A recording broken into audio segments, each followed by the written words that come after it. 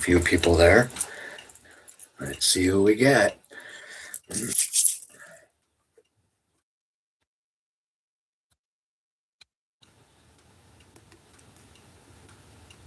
Put this behind me.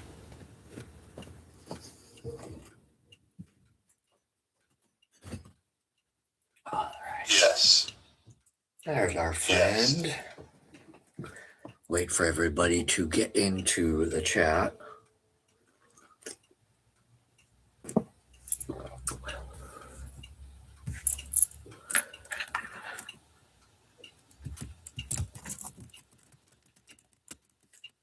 All right. So welcome back to Paranormal Witchcraft, LLC. Today is May 1st, 2026. And today we are sitting quietly and observing Beltane at home. So today we will continue our 10th mini ghost hunt, and we will continue focusing on Beltane. Yes. As you can hear behind me, No. we have our friend who is wide awake. So welcome. That being said, welcome back to Paranormal Witchcraft, LLC. I am Tobias Josephson, and this is the channel where we approach the paranormal differently. And since we are observing Beltane today, I thought I would wear a hat. Everybody seems to like that for the holidays. So I thought I'd wear a hat for a little while today and show everybody that I do have a hat. All right. I don't wear it very much. Usually if it's raining outside, I'll wear it outside. It is crocheted. It's got a nice little wire brim on it. So that being said, today is Beltane. Okay, and so today we are quietly observing. All right, some of us are doing bonfires and whatnot. I might try one a little later and do it off my personal page on Meta. We'll see. I'm awful cold today. I'm not sure why with the wind. And even though I saw Brother Trevor on the Brotherhood doing a backyard bonfire for the group, which I am low-key jealous because I can't sit outside today. It's too cold. Nonetheless, I have just cleaned up the altar. The candle that was in the center of the altar was a low-quality candle that I picked up at Goodwill, and so it took like all night and most of the day to burn before it went out. And so it is in the kitchen, ready to be disposed of with everything else, etc. So hopefully you all are feeling a little bit different today, but in a good way. That being said, let's get right into our mini ghost hunt number 10. Okay, we have our friend in the background there. So we start off with what happens when we do nothing like we are right now. We're using containment over chaos protocols. All right, we're allowing the device to do as it pleases without interrogating it and without slapping it upside the head. Observing without interference, and the goal of this is to determine if activity is occurring neutrally. All right, and I believe that sometimes it does happen neutrally, like it's happening in the background here already. So, Chris, you have the house to yourself. How is that feeling? You're sitting in your underwear, just kind of with a bowl of chips on your stomach and just hanging out watching TV today, or whatever it is you're doing. I hope you're enjoying it, having the house to yourself. I pretty much have the run of the house to myself as well. Fonda is in bed, but she might be awake for a couple hours. So she's just kind of hanging out in bed with the cats. They're smurgling right now. And if I can get lucky, maybe I can convince him to come in here and hang out with us again, Mr. Spookers. I saw that you did a little ritual last night as well. I believe I sent one to you, sent one to Brotherhood, I sent one to Sid, I sent one to Paranormal, and I put one in all the groups that I'm sharing. So today we are just observing, zero influence, okay? The objective is we're observing without any interference during this podcast because we want to see if doing nothing creates any type of activity, all right? Now, even though the investigator is in the room here, all right, and I am part of the environment, my role today during these mini hunts, or this mini hunt, I'm sorry, we're just going to make it one long mini hunt today. Instead of breaking it up into two, I'm actually just kind of being kind of lazy, if you will, today. So that way I can give all my energy to observance, etc. I'm not allowed to be a little selfish. Got it. Okay. That being said, no. Yes. It's really hard for me to be like peppy today. And so I'm just kind of going with the new relaxed energy. Been talking with my friend back home, who just emerged out of the woodwork yesterday. He's struggling to get used to society again, but he's around somebody I trust. I know who he's with.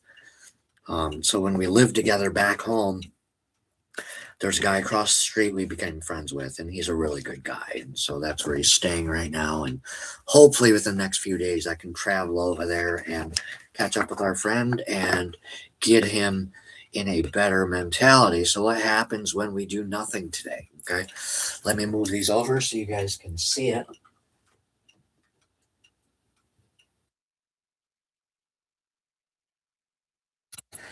Put myself right here. This way I'm closer to the screen anyways, and you guys can see what's going on. So tonight, what we're doing is we're stopping, okay? Since we're observing Beltane or May Day, all right, today's more of an observance day, veneration. Keep thinking about the intentions we were so intently focused on overnight, okay? So tonight, we're not doing any rituals. We're not using investigation with any intent. We're not calling out the spirits tonight during these investigations. And we're doing the one thing almost no one in the paranormal field does. Nothing. No. Rules of observance tonight are, thank you, by the way, for that comment back there. We do not touch the device. That's why I'm so far away from it. We do not ask questions. We're going to let it do what it wants to do tonight. We are not going to attempt any communication. As you've noticed, I have not asked how it's been. I have not asked to open or close anything, etc. yet. I will close it structurally at the end, but beyond that, we're not going to do anything else, and we are not going to emotionally charge or try to react or escalate this ghost hunt at all. We're going to maintain physical silence and stillness while we conversate here, all right, on the other side of the room. Observe the device without interaction. Now watch, stay with this. Notice how uncomfortable the silence is. All right, for some of you in the crowd, right now it's just Chris, but there might be a couple more we don't know about. So keep an eye on the epoch box, stay with it, okay? Notice how uncomfortable that silence is. For me, I spend most of my days in silence. I talk to the cats, and unless I'm on live like this, or I'm out in the public doing something like shopping or something I need to do, I really don't open my mouth. I'm more of an observer of this planet, and I have been my whole life. I've just been kind of a lone wolf that way. I've learned to find comfort in the solitude years and years and years ago. What I'll do lately, though, Chris, is I'll jam all day long. So YouTube will be on my TV about 20 hours a day. I don't really watch TV shows. I don't really watch the news. I don't do anything like that. I search for knowledge all day long, and I'll do reflection almost constantly. I have music going at least 18 hours a day, at least. So, and it seems to keep the world's insanity at bay, and so it works for me now. TZ likes it, huh? No. So, device movement, audio response, environmental change for field notes. Now, for field notes and device movement, all right, it seems to be going off at random times whenever it feels the need to. We are not doing anything to set it off. For audio response, we've had a couple no's, a couple yeses, and a couple baselines. As far as environmental change, I feel fine. So I think everything is just as normal as it should be for just sitting here observant, all right, and just watching it in the background, letting it do whatever it feels the need to do. When nothing happens, here's a psychological check for people in the audience. When nothing happens, like it is right now, is your mind trying to create something? Answer honestly in the comments. For me, it is No, not, but no. for some of you, it might be. He says no, so that tells me he is in tune with me and Chris. I know Chris well enough to know that his mind shouldn't be trying to go places. It is not. That's what I thought. So pay attention to that. Thank you for your reaffirmment in the background there, TZ. Self observation notes. Did expectation increase for you guys thus far in the stream? We're about 10 minutes in. So has this been a rough 10 minutes for some of you? Probably. For TZ and myself, we're just fine. Did your perception shift for some of you? Now, when I'm tired, you'll notice this eye seems like it's half dead. It literally is. This eye is barely alive. And so it is kind of like Rocky. It's just kind of like, all right, it's there, but it's not there. So try not to focus on my eyeball. It's involuntary. So as you can tell, it's almost like the whole side of my face is going with it. It's weird. We took a picture at a restaurant a couple hours ago, Chris. I think you saw it. And the immediate thing I saw was that this side of my face was like scrunched up, and it was like, what is wrong with that side of my face? But there's nothing I can do about it. And believe it or not, I actually try to turn my face so we don't have to like freak people out, because people think I look like a freak and they don't understand. It could just be an empty socket right there with a patch on it. I thought this would be a better look. Anyways, did your perception shift at all? Yes, it did. See, because you were waiting for something to happen. And that's what we're trying to get the rest of the public to understand is you might be getting hoodwinked sometimes. Now, not all the time. Me and Chris have been doing this long enough where if we get caught up like that, we catch ourselves, but it still happens is the point. Okay.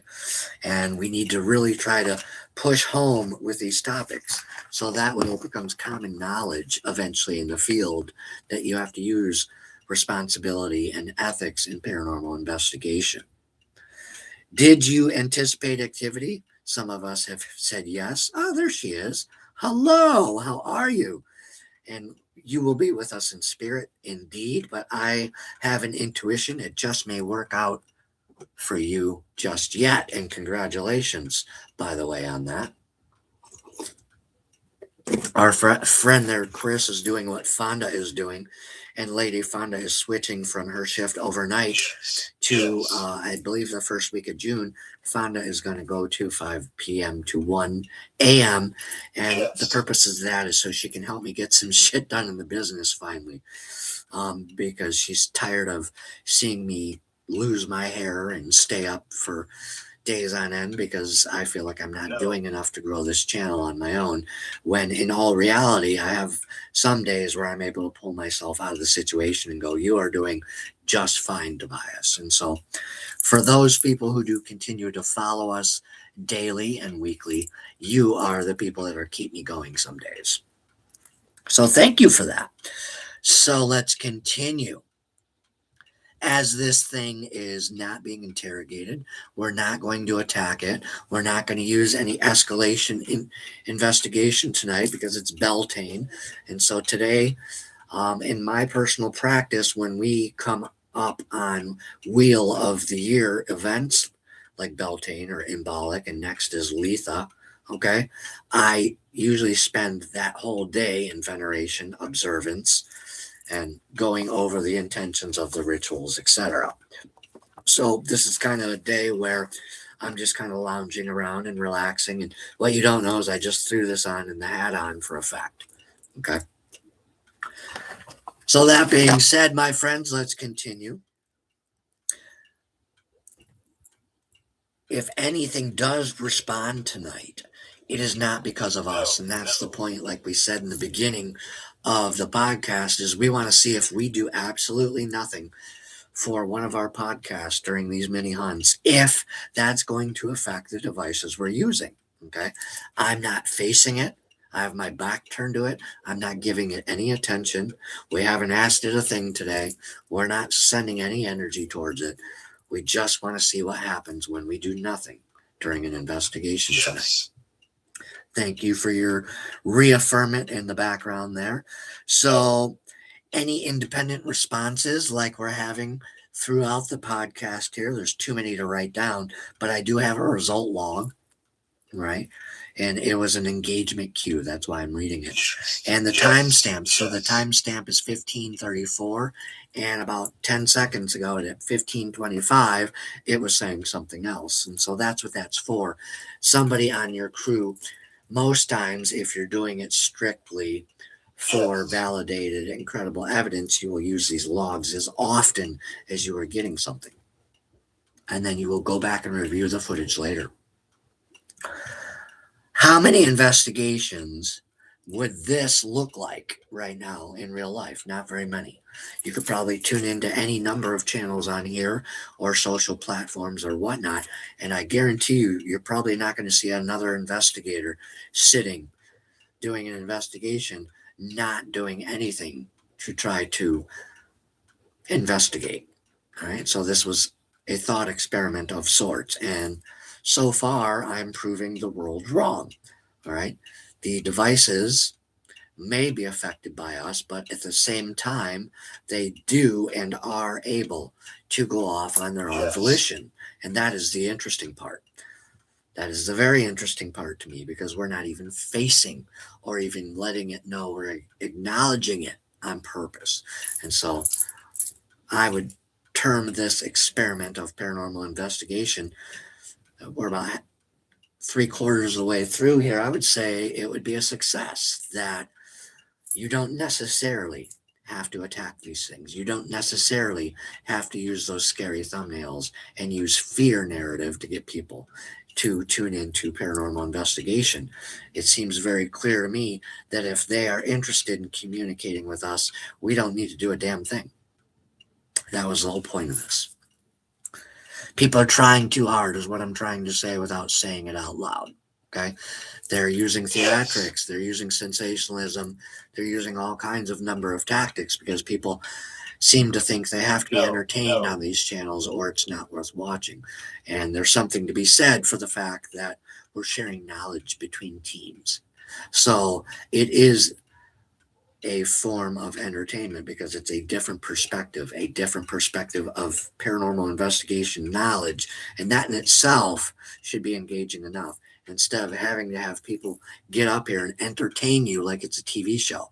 Remember, YouTube is a app for creating things, and you have to use knowledge to create those things. So people that get up here give you their time and their knowledge, and to see people consistently turn that away because it's just not whatever they want it to be, that can be frustrating. But you have to remember, most people out there don't know what it means to sit in complete silence in this day and age either. Okay. So today we have used no activity. Okay. We're allowing the natural electromagnetic and whatever else is in this general area to come through the device without antagonizing it. So the final determination is, we haven't used any questions. We haven't used any emotional questions. We haven't tried to charge at these things. We've just been observing this entire time. So now we are just about the 20-minute mark. Yes. So how many investigations would look like this if people stopped interfering? And the final determination, the choices I just gave you, are no activity, natural activity, which arguably could be what we are getting tonight. All right. Or we're not sure what we're getting tonight. All right. Some people may not be sure. They might be totally confused as to why we're not fully engaging the device. So you guys are free to pick your own answers. Chris says it is the energy we give it.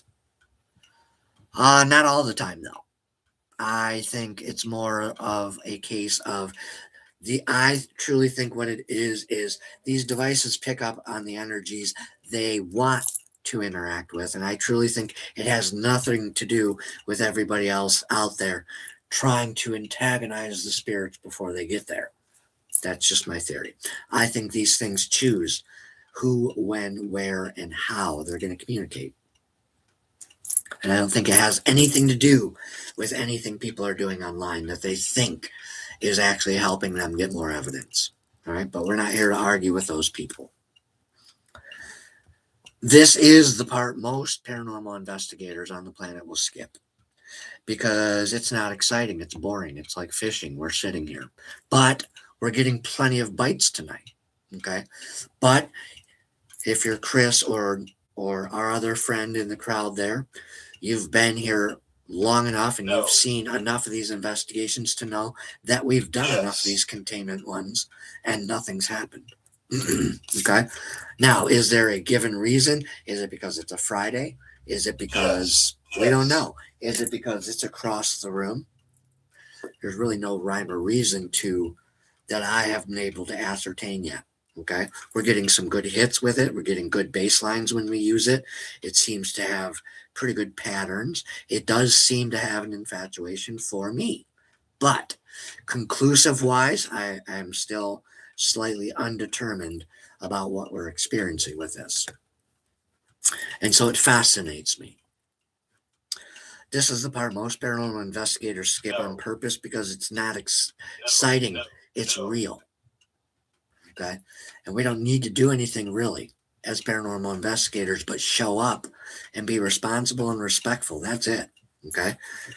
Wasting all your energy like everybody else is about making the thumbnails and the graphics and the lighting and dressing up in their little outfits and advertising themselves as the good and the best. And it's all a waste of time because what it comes down to is your relationship to the paranormal. That's my belief. How you treat the paranormal is what you're going to get from it. And since I come to all the realm of the paranormal with utmost respect, I truly believe that they naturally interact with us because they understand we respect them. They understand we're not here to show everybody our ego. That's just my theory. Tonight wasn't about proving something was here either. It was about proving how often we are. So, Chris, I agree with you to a point on that we are inadvertently affecting the devices. But I think beyond that, there's a personal sense to it that we haven't figured out yet. Like, I truly believe this thing is able to tell what kind of investigator I am. And I think there's something to be said for that relationship. Okay. Because I don't kick the door in every time we do an investigation like everybody else. We're here. You know, I could do thumbnails like this for like everyone else, just but what does that do? I don't understand why everyone does that personally as another investigator. As a fellow investigator, I don't understand why we're competing to look more scared than the person before us. Okay? To me, it's a waste of energy, it's a waste of time, and it's a waste of chat GPT.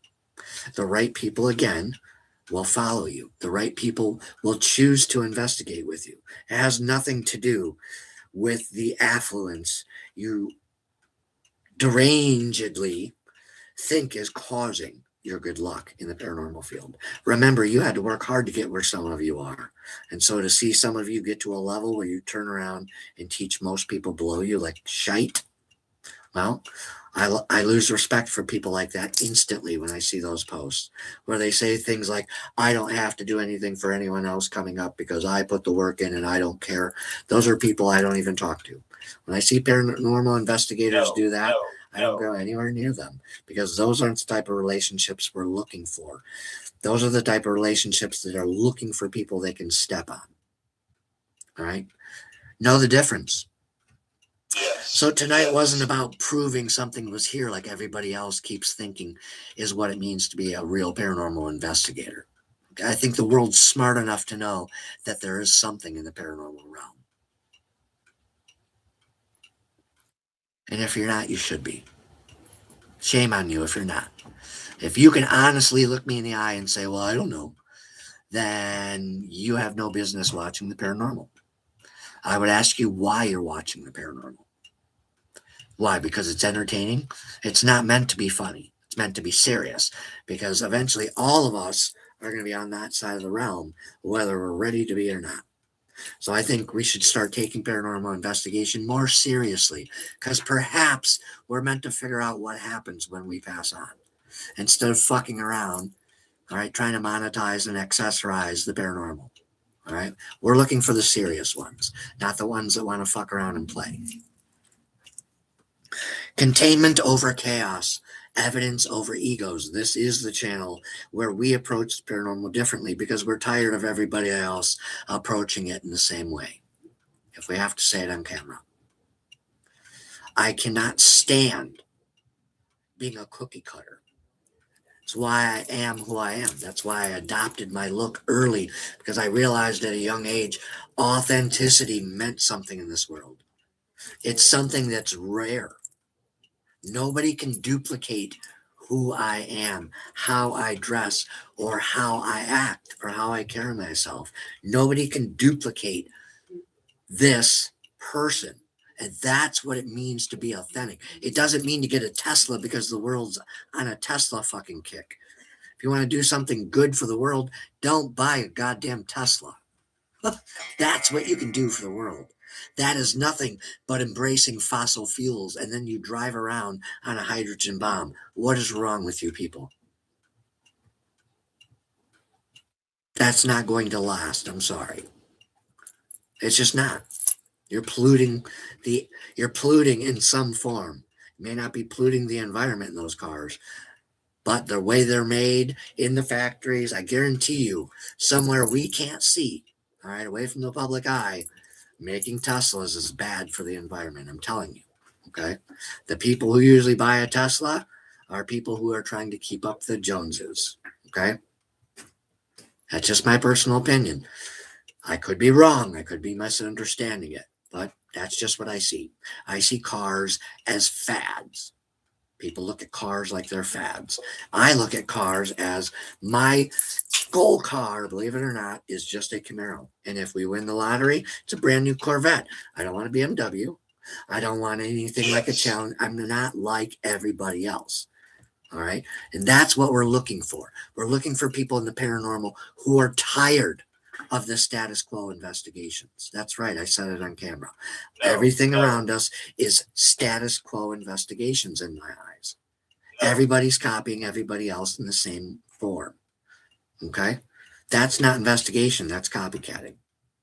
Because a lot of them aren't highlighting the seriousness of investigation. A lot of them aren't highlighting the responsibility. A lot of them are not highlighting the truth. Okay. So, my friends, hopefully that helps people understand a little bit more about what it means to be a paranormal investigator and how to approach it from a mindset. We're always meant to be skeptical. Okay. It just seems like most of the paranormal investigators around us aren't skeptical. They believe like they believe in Santa Claus. Okay. And they've only had a couple years under their belt. That's usually a pink cloud. We talk about that in recovery, where you think everything is great because everything's going good in the moment. All right. And that does not last. So, my friends, what happens when we do nothing in a paranormal investigation? You witnessed it here tonight. You will still get evidence. You don't have to antagonize. You don't have to kick the door in. You don't have to make a thumbnail. You don't have to dress up. You don't have to use paranormal theater in your investigation to get real, credible evidence. All right. Sometimes it actually just happens with you just being present and being respectful. So some food for thought tonight as we think about the rest of the evening. It is Beltane, and Beltane is asking when we light these bonfires, what is it you're going to relight inside of you? All right, what is it you're going to relight in your life? So keep those things in mind. And with that being said, we will move into the any questions or any comments. No. How was everybody's Beltane if you observed yesterday? Let me go turn this guy off.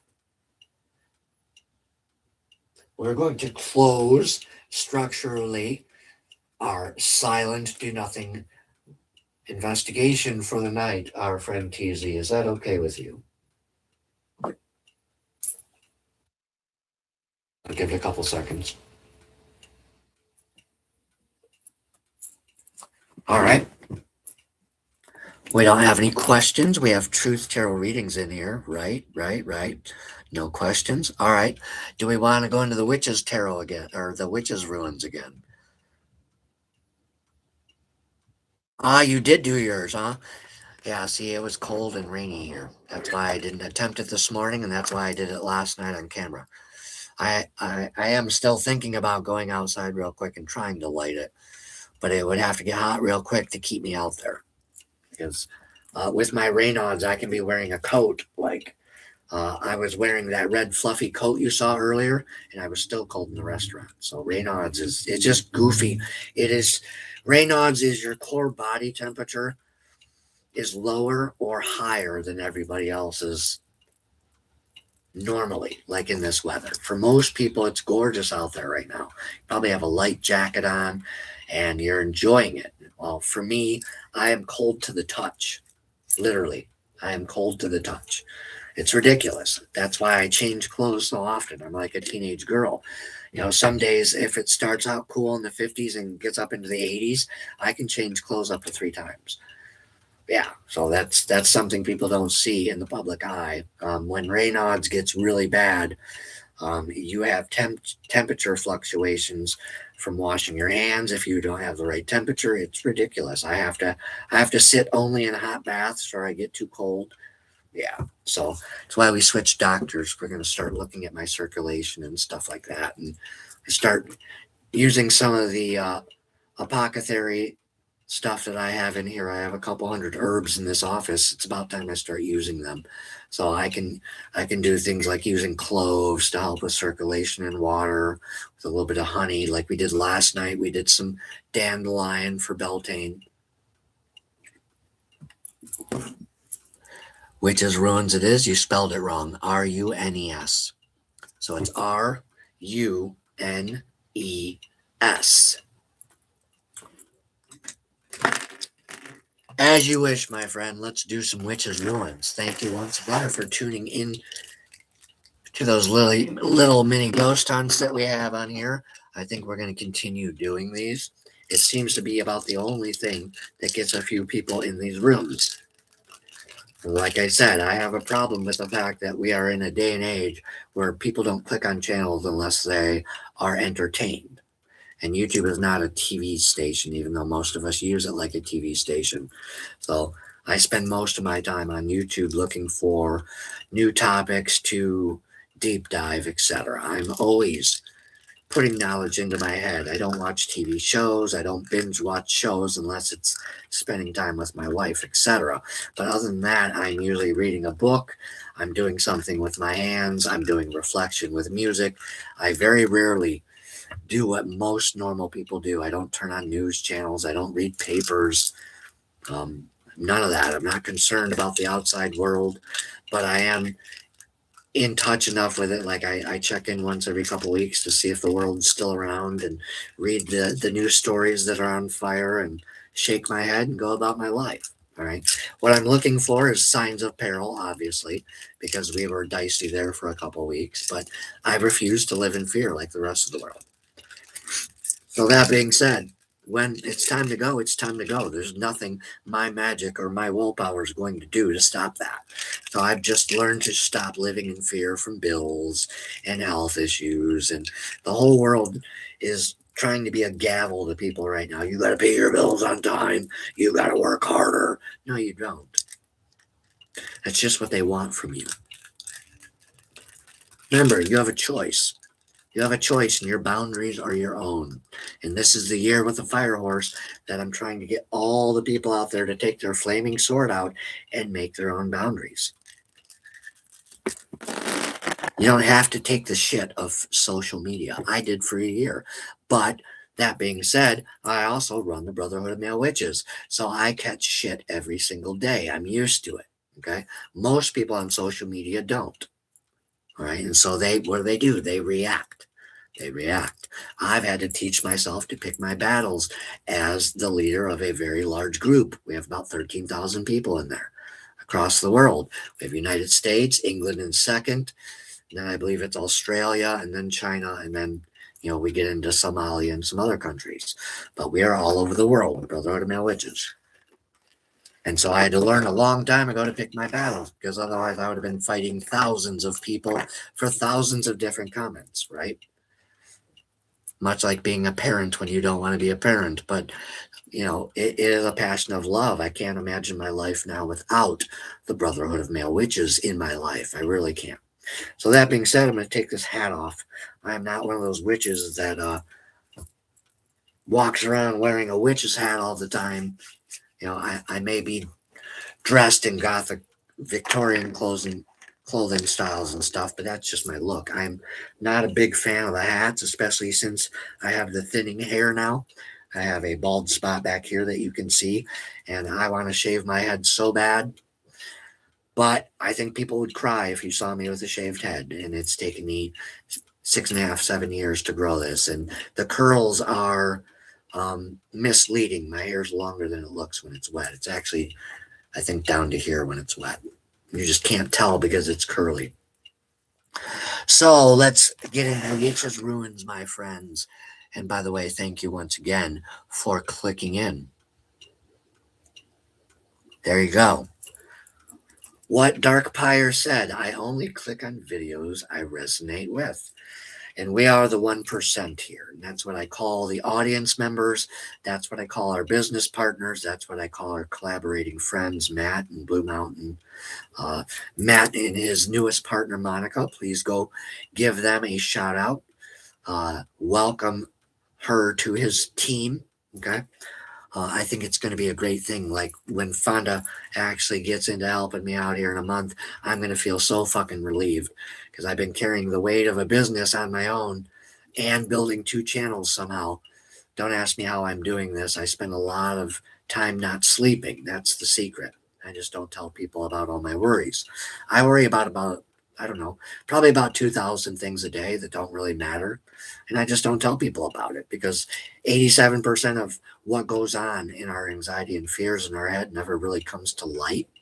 And so if you take that statement and you think about that, and then you think about you wanting to manifest something, okay? So about 13% of what we actually think about, all right, is probably the accurate amount of things that we're manifesting into our world through our words, our actions, etc. All right. So tonight we got more than 3 ruins. Yesterday we got 2, 3, and 4. Today I believe we've got the star. We've got the rings, talking about building those businesses or things. We got the man showing up, traditional male qualities. We have the crossroad, and we have woman.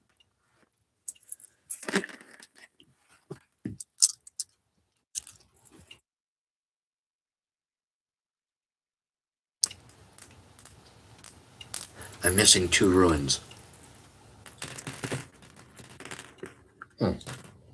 Oh, there's one. All right, so one fell on the floor. I'll show you guys so you can see them.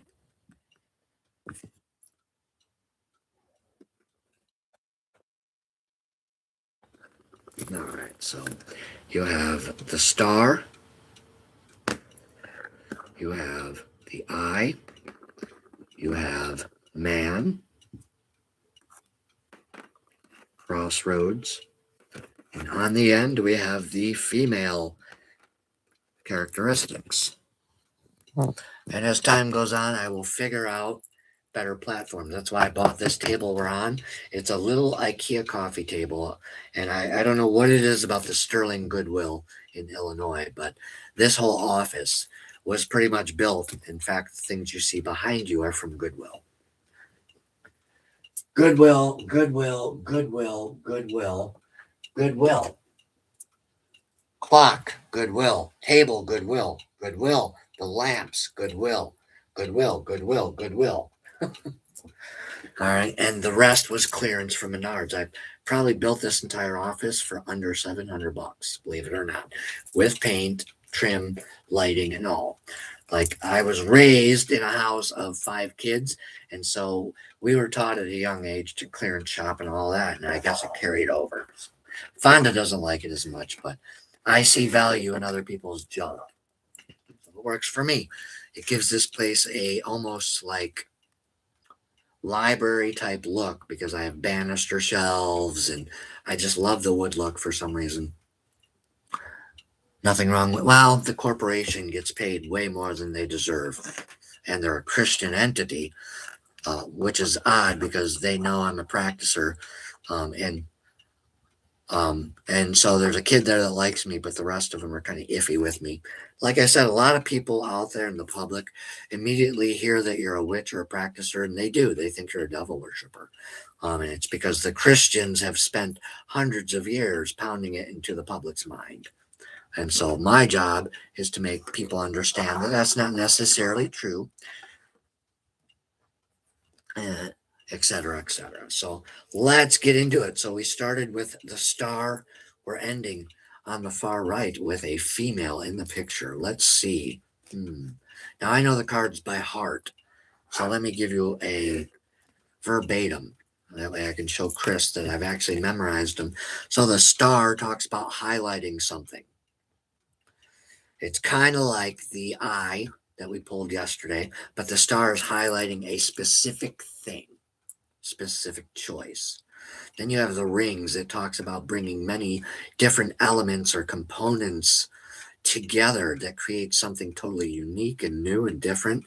And then we start talking about getting into the actions with the father figure characteristics, the providing, all right? Getting into one's empowerment. And then you walk into the crossroads, which is probably pointing to our past, where we had to do some reflections and we had to make that tough choice with the Two of Swords that we were talking about back in November, December, if you guys remember. And then we come into the female characteristics, and this is what we're highlighting is the creative abilities that we are going to be manifesting. And I truly believe this is highlighting what we're all thinking towards Beltane. But let's take my verbatim and let's see what is actually going on here. Had no issues walking to Hobby Lobby. Really? Huh. Because mine look at me funny. So that's weird. And I believe you're up there in Coffee Land State. So that's interesting. Well, good for you. Now, Hobby Lobby here is okay with me, but I think it's because I was buying so many candles when I was building this office last year. They started asking me at Goodwill, they're like, why do you only buy candles? And my answer was, well, I teach spirituality and tarot. And most of the public is smart enough to know that spirituality means the other. And so I immediately got this from some ladies behind the counter. But the kid checking me out and the one next to him were like, oh, that's cool. And so a lot of times you get your mixed bag. But a lot of times when I go in, I'm dressed up. And so I try not to look like somebody who's a vagabond, all right, that is proclaiming to be a witch, etc. And, I try not to look like too rough of a practicer, I guess. I try not to be too intimidating with my look. But I'm glad you were able to do that. And what did you say? Right? Okay. So let's get into it with the star. Now, notice here over time how my articulation is slowly starting to improve. And what I mean by that is I'm not going on long, hour-long rants like I was before the new year. Okay, so I've spent years getting to this point, literal years, getting my psyche to this point. because that part of me is from my mother. And I'll explain this to you while we're dealing the cards. My mother had a problem with her past. My mom died stuck in her past for some reason, and I don't want to die stuck in my past. And so I've realized through recovery and doing self work as a practicer that I'm holding on to things in my childhood as of recently. And so that is why I'm doing so much self reflection, because there's certain parts of my childhood that I'm coming to realize I still struggle with, that PTSD. We watched a movie yesterday with Charlize Theron called Apex. And what it is it's a trip. She goes down to Australia and she meets this weird fucked up guy. And I've heard these stories about Australia. Deep in the outback, you get these individuals down there that just kind of go mad living out there in the middle of nowhere. And they do some weird shit. And so in this movie, it is kind of an homage to those urban legends out there in the deep wilderness of Australia. You'll get these people that are kind of cannibalistic and they kind of go nuts. And anybody that kind of wanders into their territory, they'll hunt you. And I can't watch that stuff because it reminds me of my childhood, watching my dad constantly fighting with my mother physically and them attacking each other, and then they would kidnap me. True story. Between my mother and father, they both kidnapped me several times apiece and tried to take me from the other one. And in one instance, when I was 5, mom tried to burn the trailer down while I was sleeping. So my parents were not, they were not of the sane-minded people. So now you can see why I call myself a maniac. But I'm a proud, unmedicated psychological person, because I truly believe my crazy is going to help people one day. All right. It's going to help somebody out there. All right. My story will help others find experience, strength, and hope. And so I kind of embrace the fact that I'm a freak or a maniac to some. I do. So go after what you want. That star, what is it you're highlighting? Chris, I know what you're thinking about: abundance.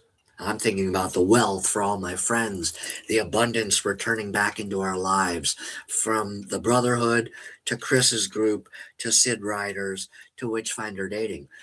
There's not too many people out there that I'm not partnering or collaborating or friends with that aren't being affected by the world. And that's why I did the ritual.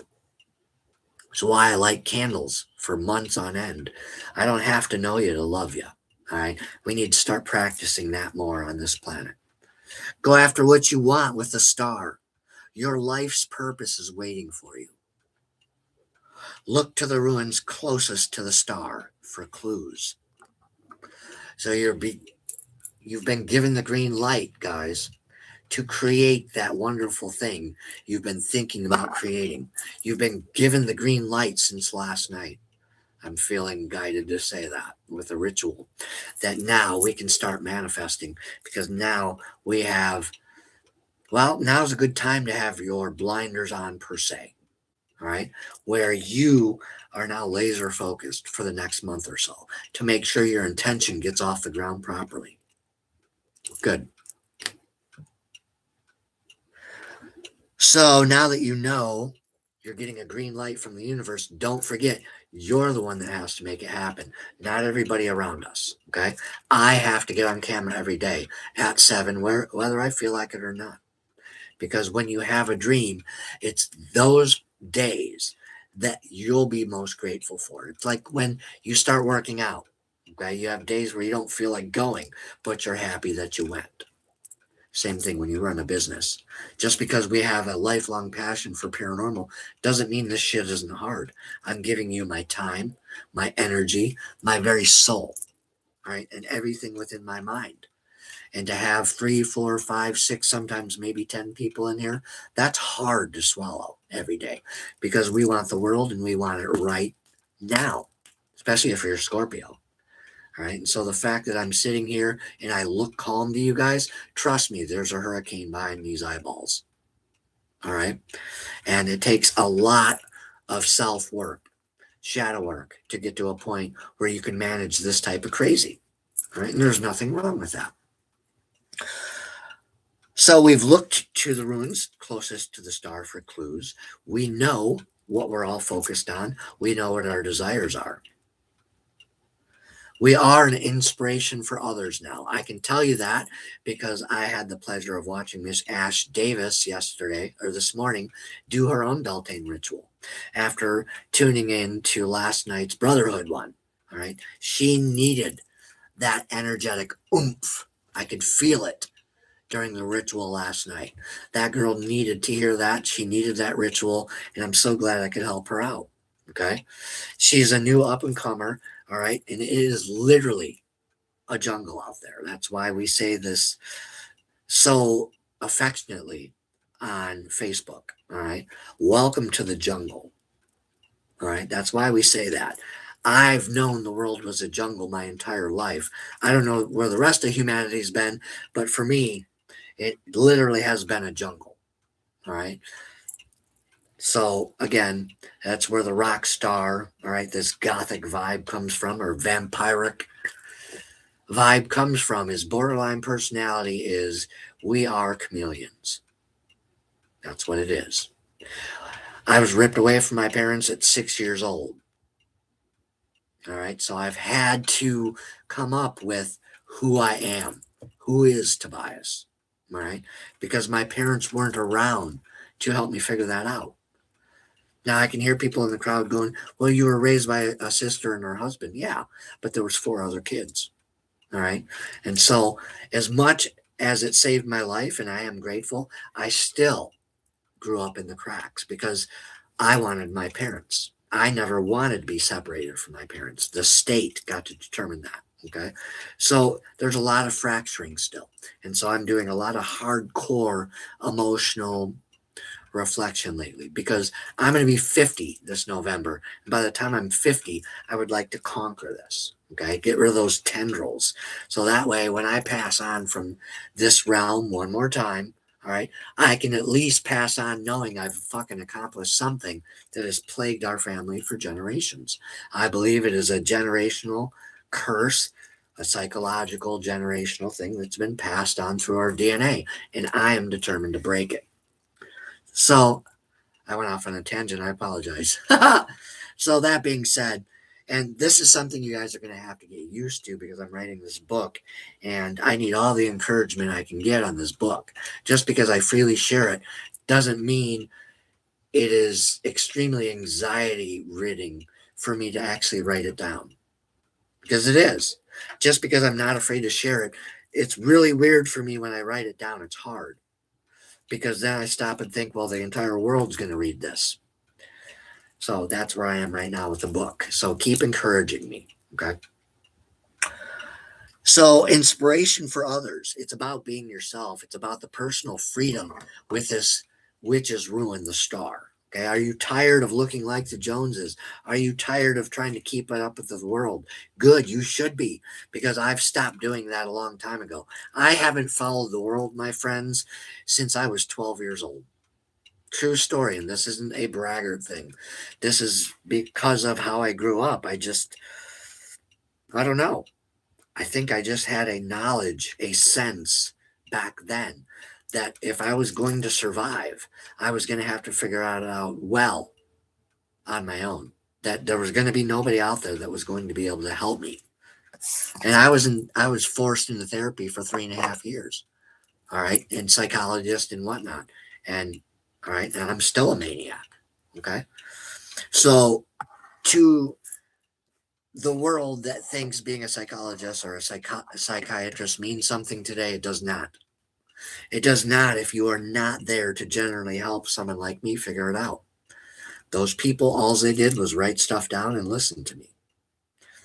That didn't necessarily help me heal, did it? Because now I'm looking at 50, still dealing with those same pains. All right. And that's something that needs to be written down on paper in a book so other people can go, hey, there are others out there. I think it's one of the strongest things we can do as human beings is share our story, our experience, our strength, and our hope that I made it through and I survived that. I may not be normal at all. All right. I may be fractured. I may be broken, but I survived. That's the point. It's that message that needs to get out more, especially right now on this planet. So, without me going off on a tangent again, I'll take some comments.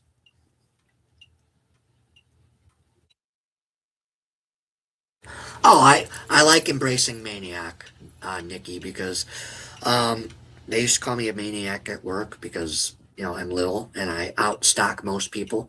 I can stock 400 plus cases a night, which is if you work in a grocery store, that's almost unheard of.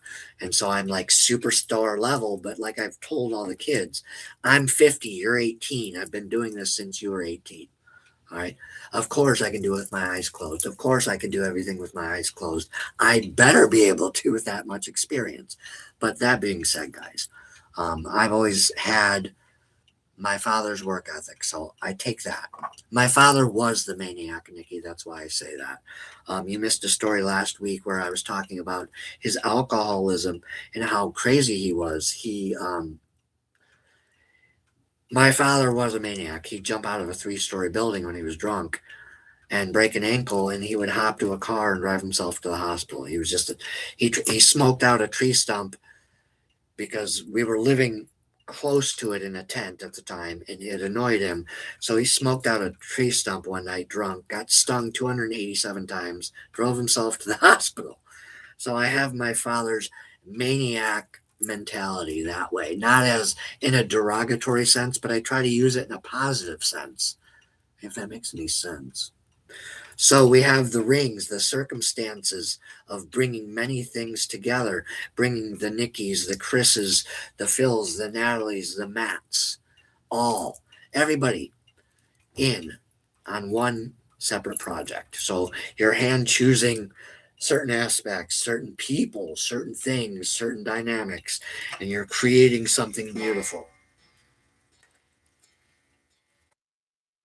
Something new, something that hasn't been seen before, and I suspect it has something to do with the Beltane ritual last night.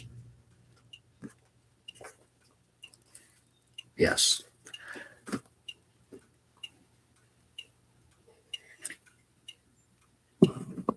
Next, we move into the traditional male characteristics. Now, this is for all you single mothers out there, too. Okay. I know that's a thing right now in this day and age, especially with the way people's relationships on this planet are working.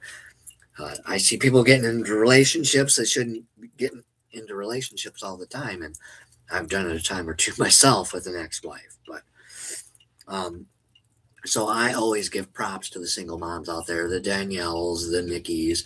You guys are rock stars. My oldest niece is a single mom. I can't understand I can't even begin to understand what that's like as a single mom, being a single mom to a couple kids and a full time job. All right. Because I was a dad where I didn't have to worry about taking care of the kids for a while, even though I wasn't treated very good by my wife back then. I didn't have to worry about most of it, just the emergencies. And so now that I'm on the flip side of that and remarried, I've come to appreciate those women that really work hard. And I feel bad because most of the men they were with were crap. All right. And I was a crap husband, I'll be honest.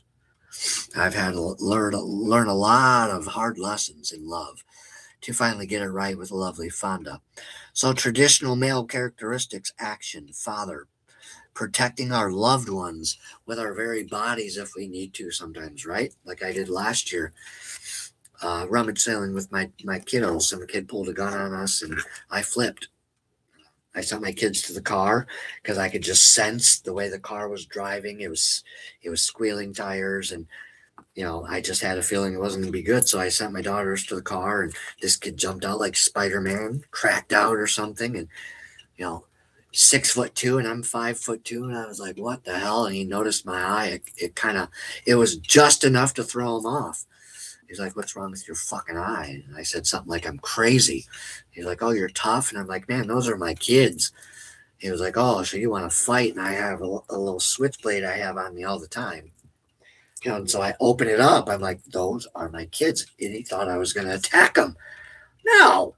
And he's like, he went and pulled out a gun. And so I rushed him. All right, pushed him back into the front seat of the car. He dropped. I think it was just a cap gun. I didn't care. I just saw a gun, so I flipped. But yeah, I leaned into the car and I said, "You guys better get out of here." And so that was enough to scare them off. But I was willing to do whatever it took to protect my daughters. I mean, it's a parent thing. I think Nikki understands that. So the world's just wiling, my friends. So to you single moms out there, all right, I give you guys credit. So traditional male characteristics are anything that is action related. All right, you're going to work, you're paying bills, you're taking care of things, you're adulting, and nobody wants to adult in the world right now, including me. We're protecting our loved ones, we're being a provider. But more importantly, by doing that, you're being empowered. Okay, and that's why I give so many props to the single moms out there. You deserve that empowerment. I bet. That's a very common theme. I was answering your question immediately. I'm sorry to hear that. I had somebody actually, Nikki, who it's when me and Fonda met, so I'll tell you the story really quick because fuck it, I'm in a good mood tonight. We'll go for probably another half hour at least. Like I was telling Chris earlier, I don't talk to people physically anymore unless it's in the store, and even then, I look for the self check. Big. Oh, I think I left the TV on. So what I have on the TV is cat TV, and so there's something going across the screens, and they're probably sleeping. Um, I forgot my story, so I'll continue with the reading. So we move into Crossroads. Now remember, the last two of any witch's ruins in this divination reader's mind are the most important. So now we're getting to the gritty of why we're here. This is because we had to make a major life decision at the crossroads. There was a lot of unknown going on. We were stuck either financially, emotionally, for some of us in bad relationships, bad jobs, whatever it was. You guys understand what we're going after here with this point. You had to stop being afraid of moving forward, just like I am. Right? I don't want to die like my mom. And mom used to fight with John. John's my father's name while he was beating her. And I remember because she would repeat it all the time. What about Ida? And I don't know who Ida was. Ida must be somebody my dad fucked. All right. But it caused my parents a lot of problems and a lot of fights. And so that part of my mentality, hanging on to the past, is something I don't want to do anymore. Right? I don't want to die and not have made all my amends, et cetera, et cetera. And so I think in this lifetime, when I hit recovery this last time, it really did something for me. And I use a lot of the recovery in my shadow work and in my metaphysical work, believe it or not. Plug it in, it works a lot better than you think. Making a major life decision because we were tired of being stuck, we were tired of being afraid, and because I don't want to die having regrets like my mother. I don't want to die holding on to things that don't matter. So, nonetheless, I shouldn't share too much. I don't want to trigger anybody out there who comes from a place of abuse like me. And that's why I will never hit a woman. And when I see it, like in high school when I used to see it, I used to go after like whoever would do it. And all my friends had to pull me back. They're like, you're going to get your ass kicked. I don't care. You shouldn't hit a woman. So it's one of those like blackout triggers. And so I've had to spend the last like decade teaching myself to just, and I have a rage in me from that trauma. And it is a blackout rage. And I'm still not entirely sure what triggers it, but I have a pretty good idea. And it is a scary rage, a very uncontrollable rage. It is probably Asmodeus in the flesh. Yeah, it used to come out a lot when I was drunk. So thankfully, my ex will never tell me what I said to her. And it's probably best she goes to her grave with that because it would probably break my heart to know what I said. So we end with traditional female abilities and characteristics. Being a healer, all right? Home creativity, nurturing, caring, or healing. Healing within? Always, okay? I think we are on a journey on this planet. There is a lot of people who are beginning to believe that maybe we are a prison planet. Interesting theory. That was a beautiful reading, guys. What do you guys feel about that reading? Do you feel you resonated with it? I feel Chris resonated with it for sure. How about Truth Tarot? What does Truth Tarot think about my style of reading? Or do you think it's... That's just how I've always interpreted tarot. I kind of like throw in life examples. I think I do it to try to relate with the crowd. So that way, I think I do it because I think it'll create more engagement. I don't know. I'm actually not sure why all this shit is coming out of me tonight. So, very revelatory session. So, maybe you guys should start asking me questions. I don't know where this energy is coming from. It's got to be this full moon. But it's not offending. Not to be too macabre, but I could let you guys meet my mother. She is in this office right in front of me, not even 4 feet away from me. If that might be a little macabre for you guys, but she is here with me. I'll show you. I was a mama's boy. That doesn't mean I wasn't a daddy's boy. It's just when dad disowned me, that crushed me. So here's mom, and here's what she's going to be put in.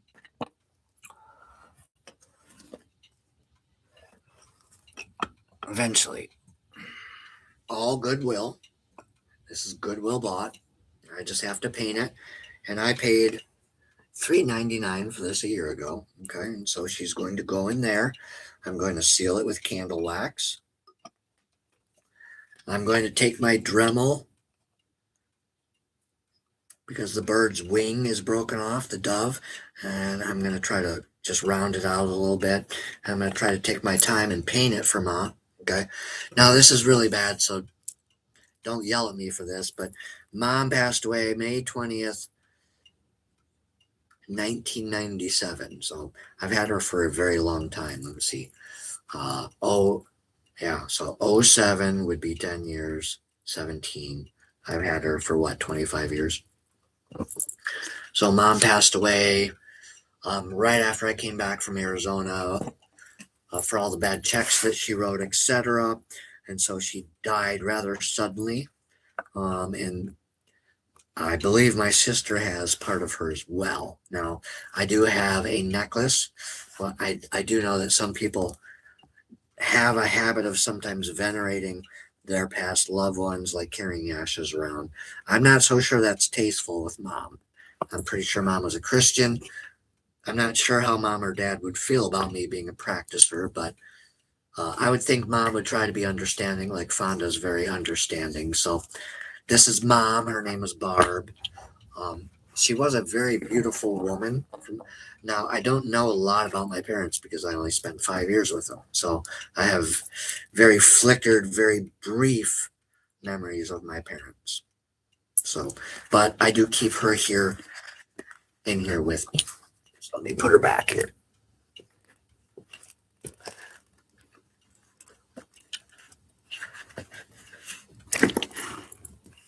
All right.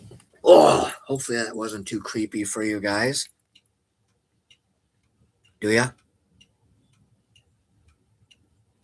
Ah.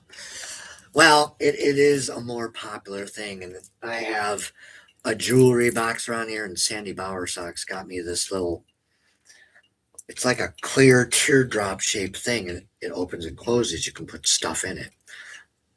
And so for those who don't know, that's a good story to tell about Paranormal Witchcraft LLC, because Sandy is one of the teammates. So a couple years ago, me and Fonda went to Pennhurst, Paracon 2024, and we drove all the way to Pennsylvania, and we picked up Miss Sandy. And it was a good trip. We had a great time. She got to meet Lady Fonda, and Fonda's a great time. You get Fonda tipsy, and she's just such a free soul. That's part of the reason why I married her. My wife don't give a flying fuck. she's probably mooned and accidentally she walks around very comfortable in this house, and a lot of times I walk around and open the doors and the windows and forget we're walking around comfortable, and then I'll be like, oh shit, we just flashed the neighbors. So there you go. We we're a very comfortable couple that way. We figure if people's gonna be looking at our windows and see it, they're gonna see it. Oh well. Um, and no, we don't just stand in the window. It's not like we just stand there and just no, we don't do that. It's just like if we're walking by. I don't want you guys to think I just stand in my windows swinging in the wind there for the neighbors. No, it's just we're very comfortable people. Yeah. And oddly enough, why is that always attuned to, oh, well, it makes perfect sense because you're a witch? I don't go outside and do it. We would if we could, but the world frowns upon it. So that's why we do it inside. But yeah, I knew Chris would love that. But yeah, we are very, very gypsy-ish. We have no shame in our game. Okay. In fact, the other day, I'm very loud. I'm not ashamed to admit it. I'm kind of like a porn star, literally. And I don't know if I've adopted it because of my BPD from a young kid, and this is just what it's morphed into. But I'm very loud, and our bed is right by our neighbor's windows, and they're about, I don't know, we probably have 10 yards maybe between our houses, so I know they can hear me. And my wife has skills. So the other day afterwards, we're having a cigarette, and I was like, oh, the windows are open. And it was cute. And she was like, well, fuck them. And I was like, well, that probably explains why every time I go outside, people are afraid to talk to me because they probably heard me just, I guess I don't care. If I live my life very free. I'm going to go grab some more coffee.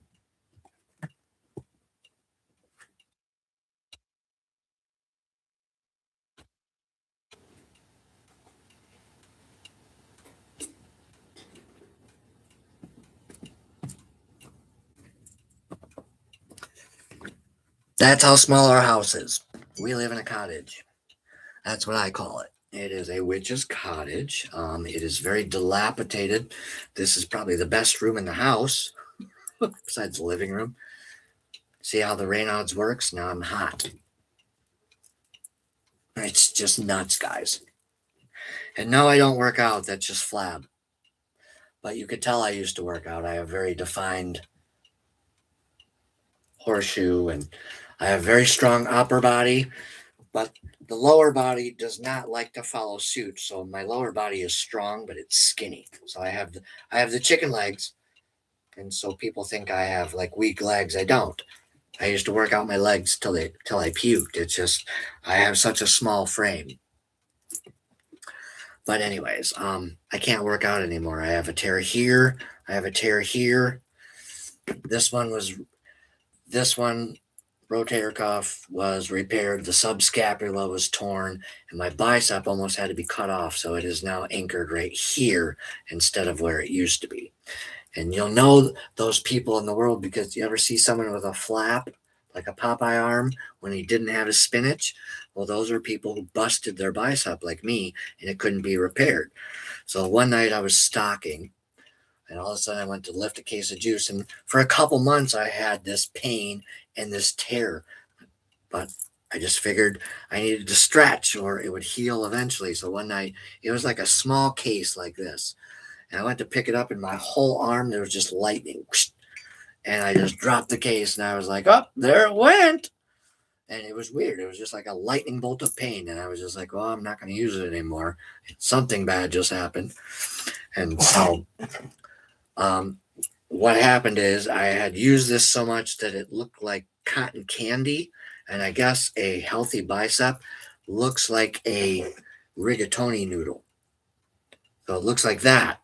And I had exploded mine. And so they were like, how long you've been using it this way? I'm like, I don't know, 6 months. And they're like, and it didn't hurt. I'm like, well, it hurt like hell, but I'm a boss. I don't have time to stop. And they were like, how are you using it? I'm like, well, I would put duct tape around the base of my bicep every night because that's where the pain would come from. And it wouldn't bother me that much. And they're like, you're nuts. I'm like, well, I worked with a herniated disc in my back as a dairy manager for a year. It wasn't until I could barely walk. All right, that's how, because people herniate their discs all the time, so there's a huge waiting list. And so I worked as a year as a dairy manager because they wouldn't replace me. And if you've ever seen a dairy department, a gallon of milk is 8 pounds. A crate of milk is 40 pounds. So, all right, or a case of eggs. And so my body was broken. And so I had to walk around with flat carts and like, oh, oh, oh. And I was stalking like this. It was nuts for a year. And I had a TENS unit and I was popping Vicodin. I'm not a very smart person. I beat my body to death. But that is where my reputation at work preceded itself because people knew I would just be a machine. I'd cut myself and I always had super glue and I'm not getting stitches. I'm not stopping. So I forgot where I was going with any of this. I think because we were chatting and I was being goofy. You have any other questions for me? So this is good because this is the type of person I want people to see. The fun-loving who can make fun of himself and his past. Okay, just because I have the ghost of traumas living in my head, who doesn't in the planet right now? Who isn't living with the ghost of something from their past? Nobody. So it's the perfect name for the book because one, as a paranormal investigator, it fits the business, right? And the ghosts of trauma are talking about lost loved ones, right? That scars a person. Maybe you've lost people, exes, right? You've had bad breakups. Maybe you were born with schizoaffective disorders, okay? Maybe you were born like me, all right, where you were put into the foster care system, all right, and then you were an orphan, right? So all these things play a part, all right, into, we call them voices, right? I hear a lot of people say that the voices in my head, and I think those voices are echoes, and those echoes to me, they're ghosts. What else do you call them? All right, they're the ghost of our trauma. They never truly go away. So to me, it made perfect sense to name the book that. So if you want, I can go into the beginning of my life in a nutshell, and because that's going to be part of the introduction. So I was born on November 11th, 76, approximately 4:30 in the morning in Waukegan, Illinois, a preemie, 3.5 months early. Three and a half 3.5 months early, I came out weighing 1 pound, 13 ounces. And on top of it, I was breeched with the cord wrapped around my neck. All right. So now you can see why everything on my body is fucked up, why my teeth are falling out, why I have fucked up eyes. Okay. Why I have a big scar across my stomach. Okay. Because my intestines were not fully developed. So they had to resect me and save my life. And then about 10 years ago, I had to have it again. All right. So, because I was born of alcoholic mom and alcoholic addicted father, both were sex addicts. All right. So I just got everything wrong you could possibly get wrong from the get go. So that being said, I survived. All right. But I stayed in the hospital for 9 months. I was in an incubator, and I'm pretty sure if you look Toby Josephson up, born November 11th, 1976, you will find an article on me. And 1976, just by the gods and goddesses, happens to be the year of the first ever preemie operating tools. And that is the only reason I survived surgery. So, in all pretense purposes, I should be dead. I was supposed to be a February baby. All right. Now, nobody has cursed myself living more than myself. I mean, look at this. My teeth came in before I was 6. All right. I have teeth literally rotting out of my body. We're going to a dentist next week. So if I have to cancel some lives, I'm going to let you know now. I might be missing these front few. Okay. They are, I don't want to show you. It's gross and they hurt. Truth being told, it's about a level 7 right now, but I'm so used to high pain in my lifetime that I've learned to just deal with it. It hurts. Anyways, so I've had to fight. So I survived. That's great, right? I'm almost, I'm damn near blind. Okay. If I close this eye, I cannot see myself on screen barely. I barely see my head. If I lean in, I can see myself a little better, but that's it. Right? And they tell me this is good. So I've had to do nothing but fight my whole life. I've been 5'2". All right. I played hockey in high school. You don't play hockey at 5'2". All right. And I weighed 95 pounds in high school. All right. Right now I'm about 125. So imagine me a couple inches smaller and about 20 pounds lighter with hockey uniform. All right. And the only reason I survive hockey is because I'm fast. I'm very fast for a little guy. So I've always been unique.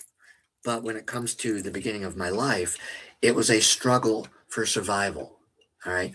I came into this world, and before I knew love, I knew survival. Okay. So it's literally shaped me my entire life. And then you get into the early years that you guys heard a few minutes ago in the live stream. All right. And now you can kind of begin to understand how I've become who I've become. All right. In my mind, like I tell my wife all the time, I'm surprised I'm not a raving lunatic, honestly, in a straitjacket some days. So I view myself as a success story. And I no longer really give a fuck what people think about who I am, how I practice, how I do my investigation. And that, my friends, is the truth behind Paranormal Witchcraft LLC, its lead investigator, its owner, and now your friend, right? And author, if I ever write this goddamn book, right? And it's because the emotion that stuff makes you guys feel, that response, it is that stuff that will give somebody hope. It will give somebody enough hope to see that if he can do it, I can do it. And that's the whole point of life. All right. I really don't care that people call me freak. I got into a fight a couple weeks ago because they have an autistic kid across the street. And I'm going to guess with autism, you can't control your emotions, whether you're outside or not. Well, I was watching Predator 2, man. You can't, if you're a guy like me, all right, you're into Predator or Alien. You can't interrupt Predator 2, man. Not when Glover's fighting with the Predator at a good moment in the climax, and I have to hear for 20 minutes while I'm pausing, trying to be patient. All right, and so I go out there, and I turn around, and there's this guy who comes about 5 feet away from me. I'm like, why are you always yelling? He's like, what do you mean? I go, you're always yelling. He goes, I'm trying to diffuse the situation. I go, yeah, by yelling. He goes, what the fuck's your problem? I said, this is our fucking problem. We've moved in here a year ago. Alls we want is peace and quiet. And you guys don't know how to shut the fuck up. I said, nobody cares what your business is. This is why I come out here and yell at you guys. He's like, well, I ought to come over there and beat your little skinny freak ass. And that made me madder. I was like, well, come on. You're twice my size. It should be easy for you. And he sat there. And see, I'll do that. I'll call you out. You're going to have to break something on me to get me to back down from you. And that's just how I've always been. Okay. Because of the way I was born. I don't care if you're Goliath. All right. I don't care if you're Elon. I don't care if you're the president. Okay. I'm just a different human being that way. I don't look at people as their titles. I look at people as their names. Always have, always will. I'm not impressed by people's egos. I'm impressed by people's generosity. I'm impressed by people's empathy. I'm impressed by people's kindness. That's what I'm impressed by. I don't get anything out of fake people, and 90% of the planet is fake. That's why they don't know who I am, because they don't get to know who I am, because they're not worth even acknowledging in my mind that they exist to me. How's that for being a relevant human race? That's why I don't watch the news like everybody else. That's why I don't read the paper. That's why I don't follow trends. That's why I don't care about other humans trying to keep up with the rest of the world. They're wasting their own time and energy. For what? It'll be something else next year besides AI. It'll be a different car in 10 years. It'll be another, it'll go from wanting to be billionaires to trillionaires. It's just people being people. So why do we get so caught up in people being people? Why don't we start showing our authenticity again like we're supposed to? That's why we're all born different. That's why every single human being is like a snowflake. We're all different. And yet, most of the planet tries to be like everybody else. You'll never find me trying to be like somebody else. That bores me. Being like everybody else, I know this might cause enemies, is boring to me. I get no joy on trying to be like Zach Baggins. I get no joy out of trying to be like a Lori Cabot lookalike. I just don't. I don't see the point, right? That's why, as a witch, I don't do the stereotypical, all right, and pull out my broom and, all right, because that is getting away from the truth of what it means to be a witch and a practicer, all right? If you're getting to all that stuff, you're playing too much dress up. You shouldn't do that. Kind of look like the straw man a little bit there, don't I? If I only had a brain. All right. See? I'm a pretty funny guy, actually. I tell fun all the time. I probably should have been a comedian because my sarcasm is on point. My sarcasm has always been on point, and I get that from my father. You weren't fully developed as a boy. Aha! And that's what it is, my friend. I was waiting for you to come out and say that publicly. I wasn't sure. I've actually been telling people that it was something like that. I just told them that it was a brain injury. All right. I've been telling people Chris has a brain injury because he's working on disability like me. And so I wasn't too far off as a psychic, was I, Chris? I had a suspicion though, brother, but I will never do that to people. Because again, like you just heard part of my story, that's why. Because I've grown up in a world where I've seen nothing but humans judge me. All right. And I can say that even today when we talk about social media. I can list off hundreds of names of people who judge me. And I can tell you why. Because they didn't take the time to be a real human being with me. And so they're out there probably telling people that I'm a prick or I'm an asshole. And I'll find out in a couple of weeks when I attend a paranormal event to support somebody else, Dustin, because one of the person out there who disagrees with me and probably thinks they're going to fuck with me is going to be there. I can't wait to see how that's going to turn out. Hopefully, I don't have to cross their path because I'm not even there for them. I'm going to be there for Dustin. I have my suspicions about some friends that I thought were friends on the platform as of late, and I can prove it. If I send you a message and you see it and do nothing, I'm going to start calling you out as somebody who's not being truthful to me. All right? I won't say who that is. They know who they are on social media. Because this is somebody I thought was being friendly, and now I'm starting to think they're caught up in the washing machine I'm trying to get away from. I'll know within a week. And this is why I'm so quiet as well, people. Because humans do nothing but prove me right. All right? They can't tell it to me face to face, but they'll do shit on social media or in Messenger inadvertently. And then, again, they'll go off camera and tell people they're a good person, blah, blah, blah, blah, blah, blah, blah, blah, blah. But then they turn around and say things like they don't really care, which shows me their ego. All right. There's a reason you shouldn't care, and there is a time you should care. So I'm starting to see people who I thought were trying to be my friend as now I'm not so sure. Because again, that washing machine on social media, that's why you will never find me conversating very much anymore. Okay? Because it is a clique. They're going to tell you they're not a clique, but they're a clique. All right? They're all in high school, still in their heads, and they're a clique.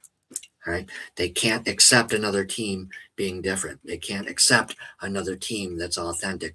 They can't accept another team that does witchcraft too because it scares them.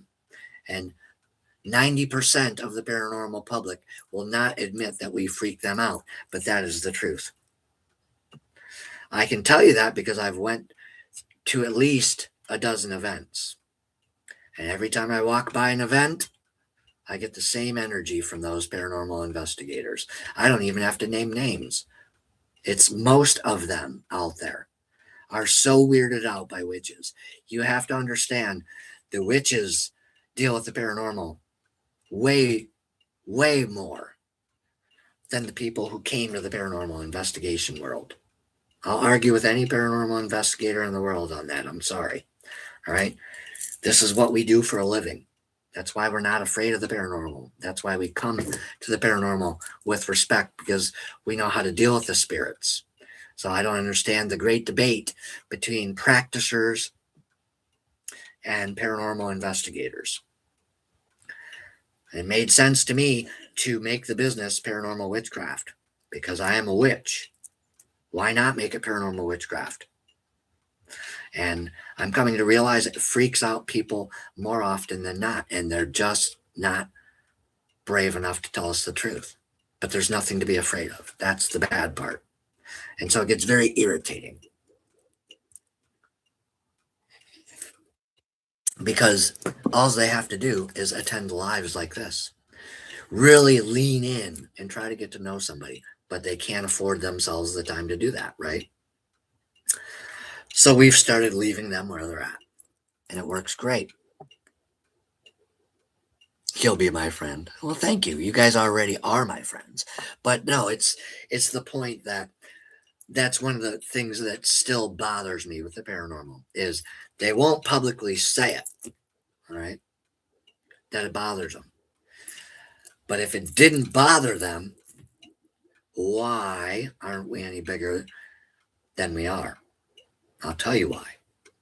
Because it's that behind the scenes game they all play. All right. Because they will never admit it out loud in public because it makes them look bad. Because in the truth, they aren't all welcoming, are they? They just say they are.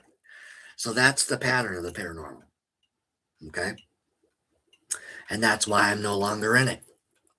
Because you don't need to be in mainstream to make it. I'm going to say it again. Keep doing your own thing. Keep being authentic. And don't back down to anybody for your passion, for your beliefs, and your opinions. Now, that's different from what we're seeing on social media. That's just being catty and petty and being catty and petty. And that's what they all do. All right. We're not interested in that because we're a business. Paranormal investigation is serious to some of us in the paranormal field. So for the rest of them, we're just leaving them where they're at. They make a shitty post, we ignore it. All right. Because those posts are geared to get under our skin. Why? We didn't do anything wrong to anybody. So again, that's not smoke. That's calling people out. We live in a world where there's no reason why we can't be honest with each other. Respect should be law between all paranormal teams, between all witchcraft teams. But yet it's not. Because it's people being people. And the people need to be changed, not the industries. It's the people in the industries that need to change, which is why Tobias Josephson is trying to help and educate away the sensationalism and educate away the theatrics. You'll never hear me say I'm a good witch because I expect people to look at me and figure it out. Why would I have to advertise it? I think I did it on Instagram and it's still there as a fucking joke. And again, I do a lot of jokes that most people just don't catch. It's kind of frustrating sometimes, but I do it just to see how many intelligent people are really out there that'll pick up on that. And most people, they don't get it. It's kind of frustrating. So any other questions, any other curiosities? You want to pick my brain? Ask me something you don't think I'll answer on camera. That seems to be a good one. You've already found out I walk around naked, both of us, with the windows open. And we don't do it all the time. It's not like we do it we do, but it's not like the windows are open all the time because it's been hot one day, cold the next, hot one day, cold the next. But I just thought it would be good for the banter on here. And it shows people that I'm probably a little too transparent. But I don't look at that as a bad thing. I look at that as I can't tell you how many people come to me and talk to me about their problems, and I don't even ask them to. All right. Lately on social media, there's probably 5 to 10 people I'm chatting with that are going through something. All right. I'm not going to reveal their secrets because that's something I pride myself on. I keep way more secrets than many people know I keep. And that's all I'm going to say about that. All right. Because that's what real leaders do. Right? You have to learn how to take some of the biggest secrets, some of the most personal secrets, some of the secrets you can't let out because it would ruin people's careers. Because I'm not an asshole. I could be. Mattress Mamba live for the neighbors. Yeah. Well, I never used to be loud. I'm telling y'all, there's something about Fonda. Like, ever since I've met Fonda, she's like, there's something about her energy that she almost has helped me learn how to unlock myself. Does that make any sense? And I was telling Matt the other day, I'm like, I know for a fact she was sent because I've asked for her my whole life multiple times. And here she is finally. Okay. But what I didn't understand is I asked for her in the wrong way. So I got Robin. And before that, I got Melissa, right? And so I didn't know how to ask for the right partner is truly my belief now. And once I learned how to, and I think it's that last time in recovery where I was truly crushed and I was suicidal and I wanted to die again. And my kids hated me 8 years ago when I came back and it was rough. And ever since then, it was, once I went through recovery and really got everything out for the most part, it unblocked stuff in me. And then meeting her, because that was during the time I was like, I don't ever want to love again. I'm just going to stay single. I just want to focus on trying to get my kids back. And then all of a sudden, boom, here came Fonda. And we were just looking to have a little fun and be friends and hang out, go shopping. And then, yoo-hoo, we were trying to find out who each of us were back then a few years ago. Me and Fonda have only been together 5 years. So, yeah, we love hard. There's nothing wrong with that. She's probably the greatest love of my life. No kidding.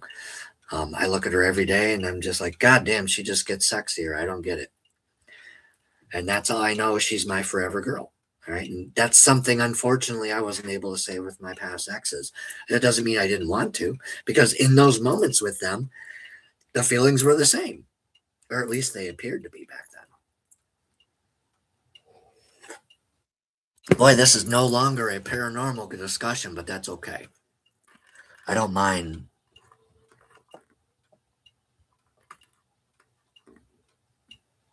Uh-huh. Loud and proud. Well, you're welcome. So, I don't know. I can tell you that I know for a fact that there's a bunch of people on Facebook that still don't like us, and that's why we're not growing. And because of that, that's why there's nobody in here. I can guarantee you that's the reason. All right. You'll probably hear a different number of excuses from people, but I can tell you that's not the truth. That's just what they tell people. If they really wanted to show up, they could. Now, as far as like Matt and others, that's now I'm talking about. The good ones know who they are. I get tired of repeating that. I'm talking about the other people, the excuse makers, etc. Right? Like legitimate reasons, like our friend here. That's different, right? You're good people. I'm talking about the rest of them. All right. And the rest of them, there's so many of them, we don't even name them anymore. All right. It's just the rest of them in my mind. They don't deserve to be acknowledged anymore for the way they treat people around us. So, that being said, evidently paranormal. He's in Arizona. He's in Phoenix right now. I wish he was closer because next weekend is the paranormal event. I am planning on going. I don't know if I'll be attending it, but I might be going to meet Dustin one way or the other because it's $40 a ticket and it's pretty tight right now financially. So we'll see. But it is something I really wanted to do and support him for being the first person to interview me. And he seems like a pretty cool cat. It's very few and far between that I get along with a male. So the fact that I have friends like Dustin and Matt and Chris right now is very rare for me. I don't normally have that many male friends. I actually have way too many female friends, but it is what it is. I've always had more female friends. Uh, I have a number of fans right now that follow me around. That's all right. That happens, and it's on both sides of the fence. Okay. And that's endearing to me. That's how I look at it. It's very endearing. And there's nothing wrong with that because we're all human. All right. So now is the time for living in 2026 because it's looking pretty bleak. And that's why I'm trying to be so positive and so uplifting every single day. And even though all day I didn't want to get up here on camera, I'm very glad I did. Because we started off with the Beltane investigation where we did nothing but simply observe for the hour. And now we're just kind of bullshitting and chatting. So we have a fourth person in here. Who is it? Welcome, whoever you are. I have a feeling it might be Chuck or Matt, or maybe it's Miss Moon tuning in from the outside. So, do we have anything else we'd like to talk about, my friends? Let's see if I can pull anything out of my ass tonight since I'm sitting in an office full of literature and devices.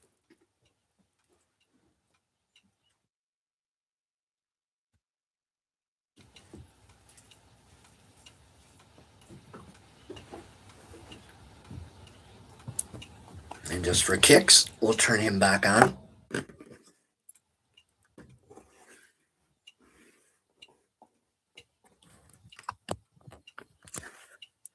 Really difficult to get used to this podcast stuff.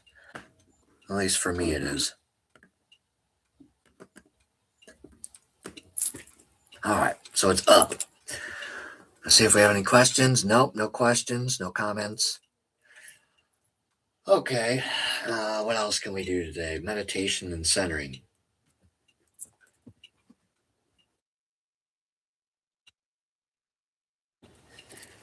Oh, how about your go-to crystals if you're a practicer? This is a huge. Yes. Yes. Yes. There we go. This is a huge ass piece of tourmaline. This is the investigation we were doing earlier. We're not really trying to interact with the device, just trying to let it do its thing. We're going to read out of Psychic Witch. Okay. We're going to be talking about basic meditation. Beltane is a great time for meditation, great time for going outdoors, relighting a bonfire. What are you going to relight in your life this year? Have an open-minded attitude when you're approaching meditation. Most meditation looks like I'm sitting. You'll want to sit like this. You might want to sit up, okay? Back flat, knees about shoulder width, okay? Palms down or up, doesn't matter. This is usually what it's going to look like. All right. And if you're tense, drop yourself. You can do some breathing techniques. Yes. Okay. We'll put it on the table next to us. Move it out of the way. You can still see it, I believe. Yeah. So, by the way, if you're worried about spirits coming through, that's a good point I should make. If you're worried about it during an investigation,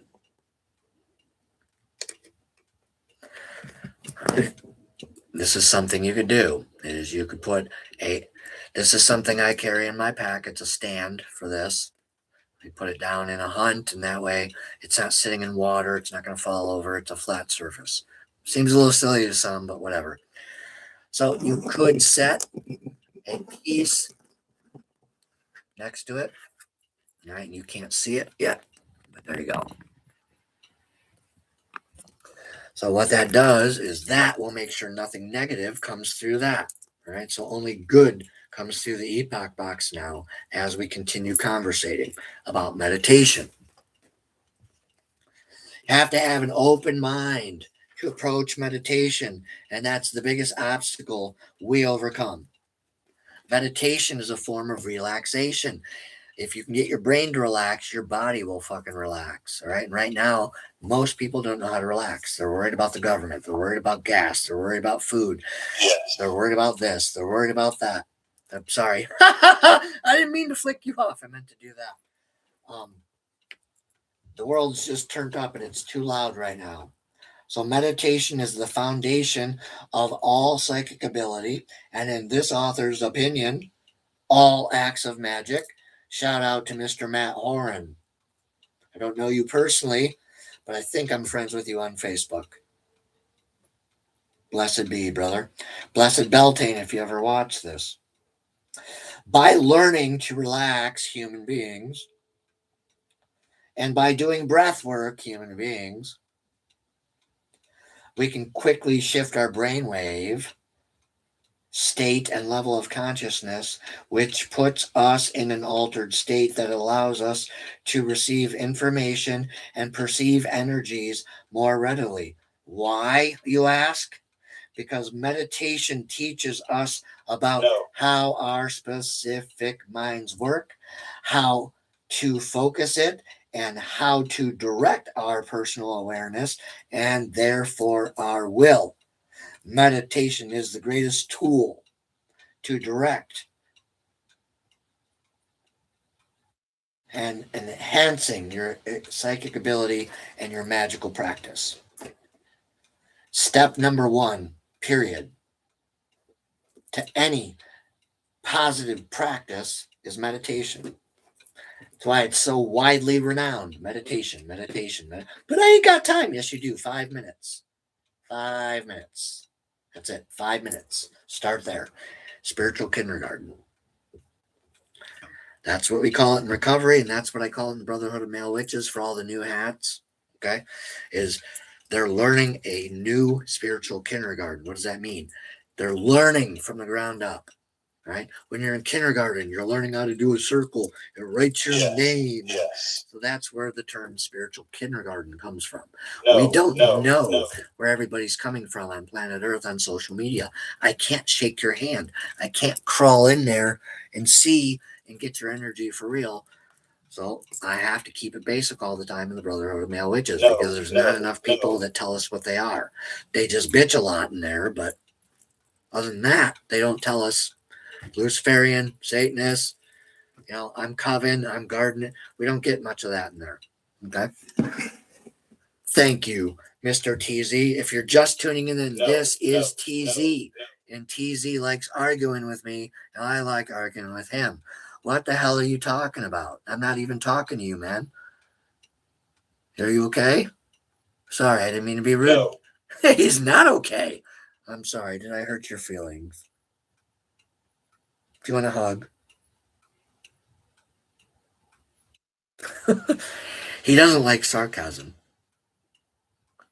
TZ, are you my friend?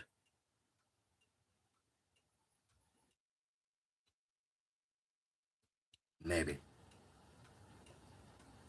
All right. Anyways.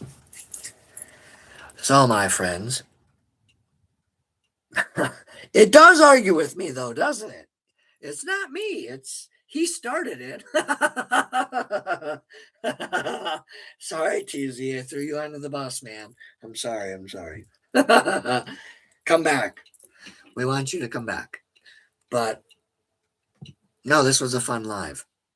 It was a fun live because I took an extra half of a gummy because I wasn't in the mood. And so I knew I was going to need something to get me in the mood. That sounded so bad. Yes. Well, you guys can think what you want there. Get in the mood, huh? I swear to you, I'm not in the mood right now. Truth being told, before I came on live, I was, yeah. It's Friday. It was not just because it's Friday. It's because we don't schedule it. Because at our age, we're like, everyone seems to schedule sex now, and we don't want to do that. And so we're very spontaneous that way. So before I came on live, we were fooling around, yeah. So it wasn't today I was screaming, though. Sometimes I get a little loud, yeah. There's no shame in that. I think girls like it when we're loud, don't you? I would think. I would think if a guy's loud, that lets you girls know you're doing a good job. It's not like I scream like a girl or anything, no, but loud enough to where you could figure out what's going on. So, okay. So, I don't think TZ wants to play anymore. Do you want to play anymore, TZ?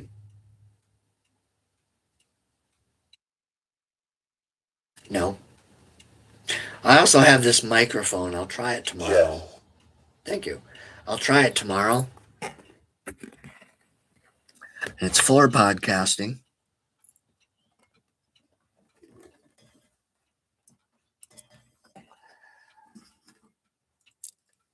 There, that's probably better for you. So, I think that goes into this, and then something goes into this, goes into the computer, and then I'm supposed to play with that. So, yeah. I wasn't kidding, Chris. I have more shit in this office I haven't even touched yet in the last year because she just keeps buying me stuff.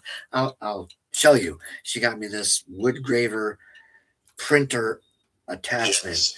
and I have things to engrave. I just haven't made it because of the live stream consistency, but I'll show it to you guys.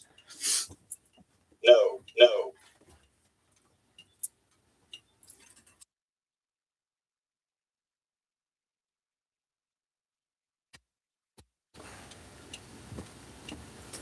It looks neat. It looks pretty high tech and pretty cool, right? It's gonna be fun. That's just one of many things, and like the idea is that this business is going to do a bunch of things, but it didn't work out that way. Like Shopify was supposed to be making like at least 100 a month by now, and that's all effed up. So this is a doll by a personal friend, right? Sandy Bowersocks from earlier made this. So this is a little Baphomet creepy doll segment, and then we have creepy Charlie behind the door.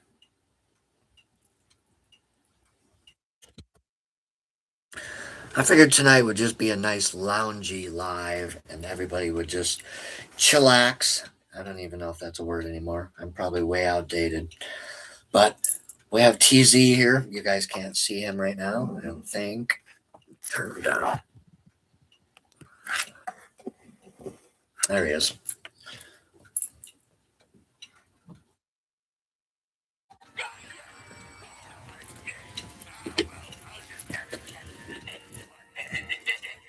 Let's see what you said.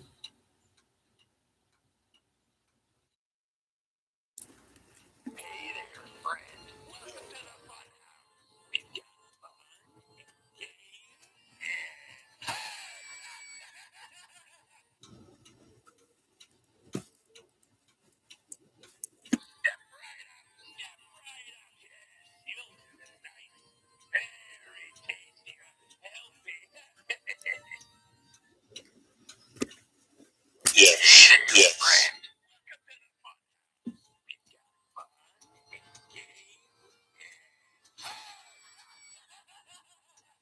Now, do you think he affected? Yes or no? Possibly. But this is creepy Charlie. He's got to be fixed. He was he's kind of like he's almost like a Chucky doll that came back to life. He's pretty beat up. But he goes on the road with us as well. I had him with us when I met Matt. We didn't use him. We were fascinated by all Matt's stuff, his SLS, and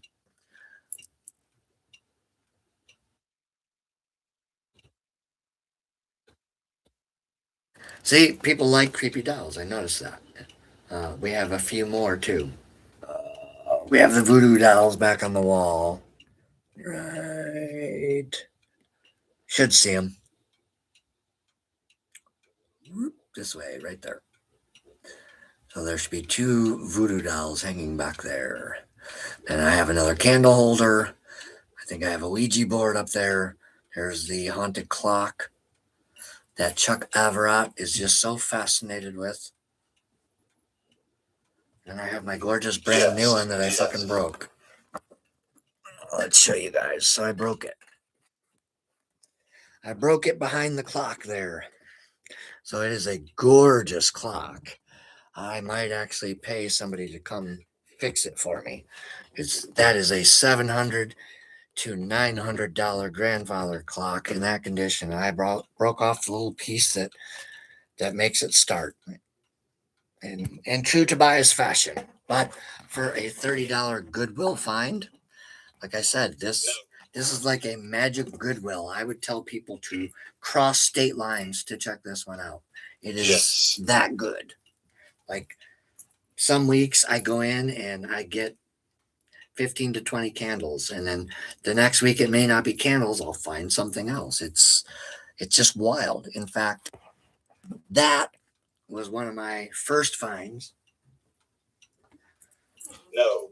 And again, I assure you, I'm a heterosexual man, even though I dress and carry myself very much like a bisexual man. But it's gorgeous. Look at that. Look at that thing. That is a gorgeous jewelry arm wire. How could I not get that? So I think this is a part of my soul from a past life that is drawn to this stuff. I really do.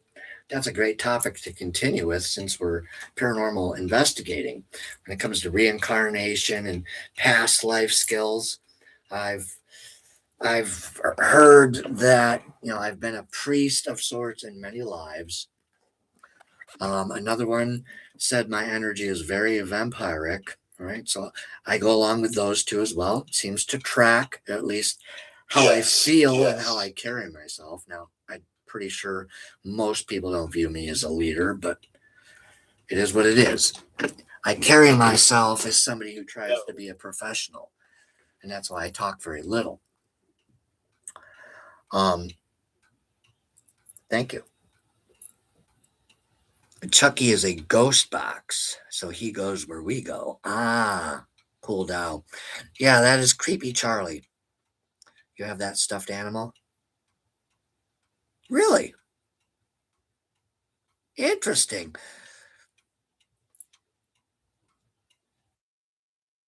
Cool. Wow. Yeah, his like wig's coming off but yeah, I bought him last Halloween. Now that's one thing I can say that is cool about Goodwill this year is that uh they are doing the holiday thing. Now the employees I can tell you don't like it because there's like five there that know me rather well and they'll talk to me and they think I'm pretty cool. The rest kind of snub me. But yeah, they hate it. They're like, "Oh my God, there's so much Christmas shit back there. It's insane." And then it was Easter, but I like it as a consumer because I don't have to go to Walmart. See, and so Goodwill, I think, is going to start to slowly try to compete with bigger box stores, is what my intuition is saying. So, but ours is okay. Like it's really busy on the weekends, but it's not bad. Cool. So yeah, when it comes to reincarnation and stuff like that, I've had people read me, and that's what they've told me is, you've been a shaman, you were a sexual witch in one life, or I learned the skills anyway, sex magic. Another time, what was it? I was a witch's priest. I'm sorry. I was a witch priest. And then another person said I was vampiric.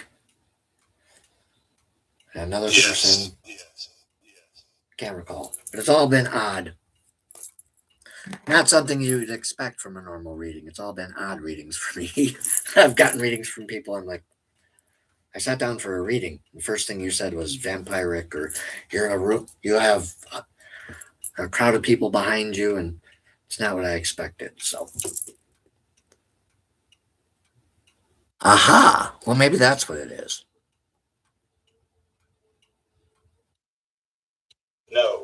Well, that's what me and Chuck Averott think is going on here. Is that clock has a little spirit going on there? Probably not the wisest thing I put a Ouija board on top of it, but not really worried about it in this office. There's more crystals in this office than people can realize, and there's iron in here all over the place. Um, Literally, you're looking at iron behind me.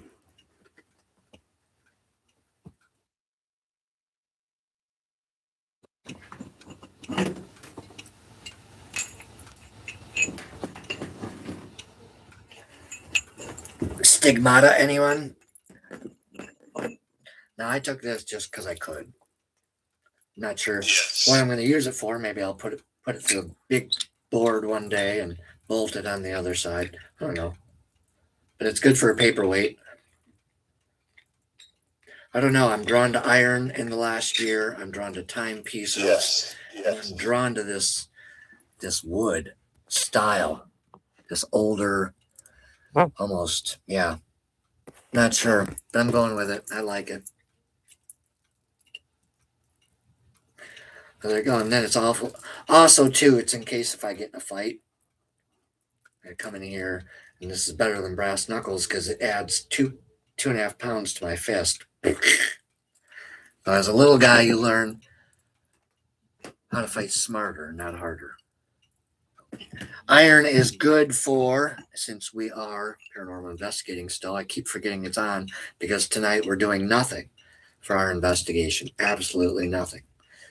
And just to prove the fact that you don't need to antagonize. You don't need to make your thumbnails where you're, all right? What if the paranormal just chooses to interact with us without us forcing it? No forcing it through a seance, even. It's just allowed to do what the hell it wants to do. There's no pressure. Okay? Imagine how relieving that must feel to them. Thank you.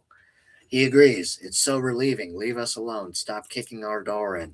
We know you're here. Where are you? All right? You just heard it from TZ there. Chill out. Relax. All right? Go smoke some green or whatever you got to do. Take some pills. Chill yourself out. I don't know.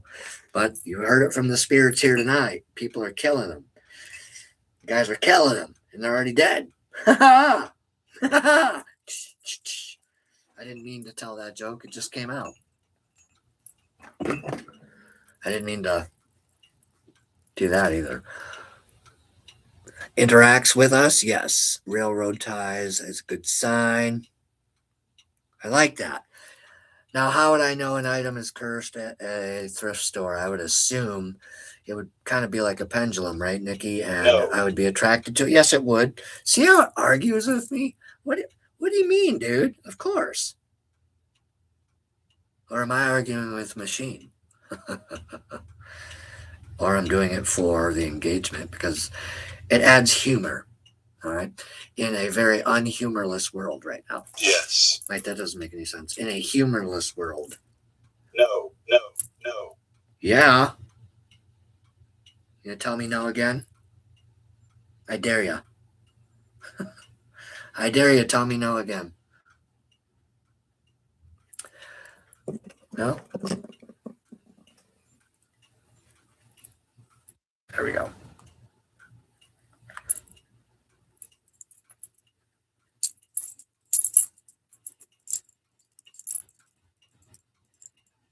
Nothing.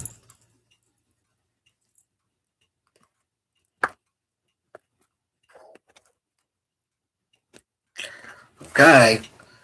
What did you do? Fall asleep? My guess is you're an old man because you keep falling asleep on me and you stop answering in mid conversation. I'm trying to have a conversation here, my friend. Hello? Hello? That's weird. I have a light on in my drawer. Oh. Never mind, it was something else. Well, it doesn't want to talk now. That's great. Well, what if...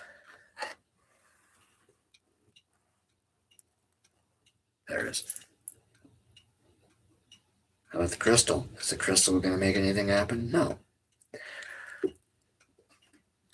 Remember, iron, there's a reason why. Yes. Oh, there you are. Nice of you to show up, my friend. You're here? Okay. Where were you? You had to take a shit or something? Yeah. That's bullshit. You're dead. There's no way, man. There's no way you just took a shit. What are you talking about? That makes no sense. What are you, crapping air? What do you eat? Are we just severely misunderstanding the paranormal here? Wait a minute. This is a good question. A ghost just tried to tell us it took a crap. Huh. I'm trying to wrap that around in my head how that works. You don't have any body. Like, how does the invisible man go to the bathroom? It's a very interesting question, TZ. Are you going to elaborate on that, or you weren't really taking a crap, were you? Yes. There's no way you were taking a crap. You're a ghost. You're a spirit. You're a demon. You're something. There's no way you're shitting. No way. I'm not buying it. What the hell's happening right now? What? No. Pick a different answer. That's too funny. That can't be real. That's why I'm laughing. That's hilarious. Trying to picture a ghost taking a shit. All right, TZ. What are you really doing? Where were you really? That was No. fun. You don't know where you were at? You were really taking a shit? That was great. Wouldn't that be some shit if we found out? No pun intended. Those are the things that pop up in my head, friends. Ooh. Oh, that was a good laugh, though. Oh, all right. Well, I broke the investigation because we weren't supposed to be engaging, but that was pretty good. All right. That was fun, though. That being said, well, that's true. Who said he's a ghost? Because you said he's an alien. But again, well, that might make more sense if an alien's taking a shit.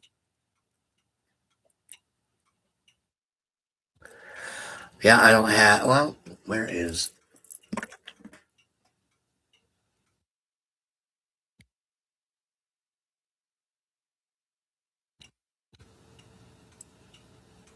There we go. No.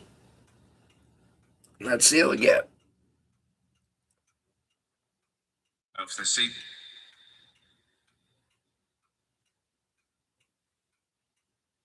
Oh, it's right. Type anything you hear, guys.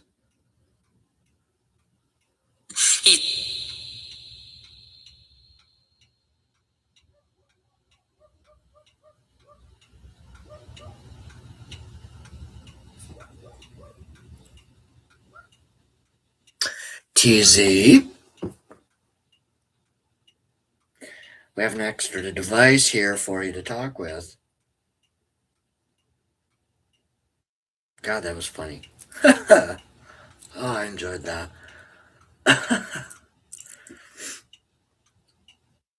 Really? Well, anyways. So we did get a few No. fragments. Yes, we did. We did get a few fragments. That's something.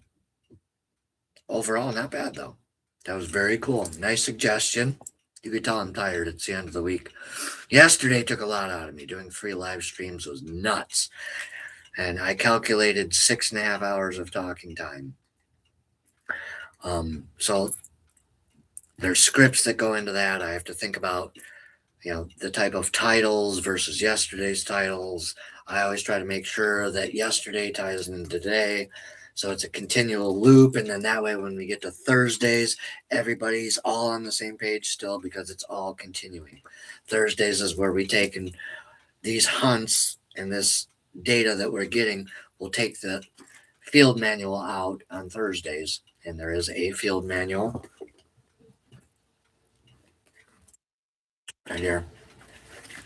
And it's Paranormal Witchcraft Containment Field Manual, Structured Authority System for our paranormal investigation environments. Our set of protocols. Philosophy, 5 laws, what's happening now in the paranormal field, which it's mainly pretty much just an escalation loop. All right, and I'll explain it to you.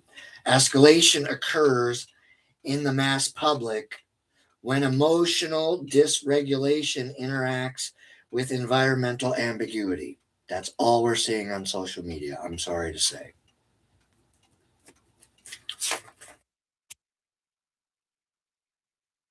couple other things there, blah, blah, blah. And then we go to the back of this, which is probably the most interesting part of it. Containment is not suppression of evidence. Containment is mastery. Its authority is calm. Ethics will always precede the evidence. In the back, we have Paranormal Witchcraft LLC, Educational Initiative, Ethics, and Paranormal. Our official declaration, Containment Standards Doctrine. We are a non-profit hybrid, meaning we want to give more than we take. So back here, we have a facilitator field manual in case we're going to use some magic on our locations. Safe magics. Paranormal Witchcraft approved. Ceremonial Grimoire Edition. Ethical Declaration. Yes. Yes. Thank you. We reject provocation and emotional escalation in magics. We refuse fear amplification for attention or influence. We recognize psychological dysregulation as a primary investigative variable. We stabilize clients before interpretation. We do not assign supernatural attribution without structured assessment. We refer to licensed professionals when we need to. We close every investigation or ritual intentionally. Containment is discipline, not suppression. Responsibility precedes power. Containment is mastery, authority is calm, and ethics will always precede credible evidence. Thank you, TZ, for confirming. The rest of the world needs to start agreeing with you, huh? Purpose of this manual is that it'll be used to help govern the ethical and regulated application of safe magics during paranormal investigation.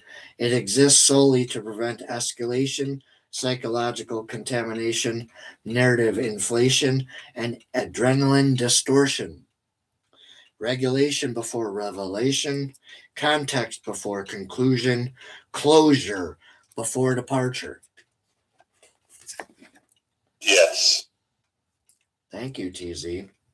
The facilitator regulates the nervous system of the environment and the room. We are there to interrupt escalation and correct dramatic language and enforce closure discipline. We maintain calm tone at all times. We interrupt provocation immediately. We correct mythologizing language. We enforce hydration and regulation. All right, psychological regulation. If we have an incident and you have to go outside, you're going to be taking some water and you're going to be regulating yourself, and you might be asked to sit the rest of the event out. And then we deliver the final closure statement without deviation. Discipline, authority. No. Yes. Anyways, so there you have it, my friends. That was quite a live stream. And like I was telling Fonda, these always no doubtably seem to be the best ones, are the ones you don't even feel like doing. So thank you so much for tuning in today. I actually wasn't even in the mood to do a live, but I knew I was going to because, like Queen, the show must go on. Okay? My makeup may be running, but the show must go on. My smile must be there. So thank you, as always, Mr. TZ. That was quite a hilarious moment trying to convince human beings that you were taking a shit, because Nikki made a good point. You are an alien, so that is possible, but goddamn, that was funny in my head. So thank you for that. Yes. Thank you for tuning in. Do you want to say goodbye to the crowd?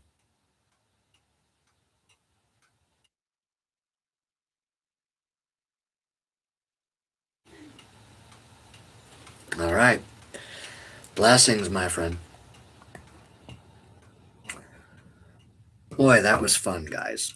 Now, I know young people look at that and go, what are you talking about? You're just an old person. Well, You should have had some fun tonight. You should have learned something tonight. You should have got something out of tonight's live. You should have learned something about me. You should have learned something about the paranormal. Or maybe you knew all of it. I don't know. But nonetheless, if you did enjoy tonight's, we appreciate the thumbs up.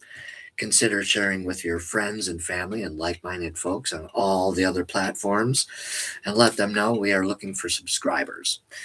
My goal is to try to break 100 subscribers by the end of May. All right, and it's extremely hard to do because I think there's a lot of fake profiles on here, or something going on, because we've been close 4 times in 2 months. So the other thing is I'm not using enough thumbnails, and so YouTube is telling me that I'm not engaging people fast enough in the first 2 minutes, and that's why we're not growing. I'm not sure if I believe in all that, but nonetheless, we're trying earnestly to grow without using technology assisted growth. All right, that's kind of like paying for an upgrade. And I don't want to have to pay for an upgrade of following. I want it to happen organically. I want it to happen because people like myself or the team or what we're doing. All right. That's what I want to drive the attention here. I don't want to um, be somebody who's going after popularity.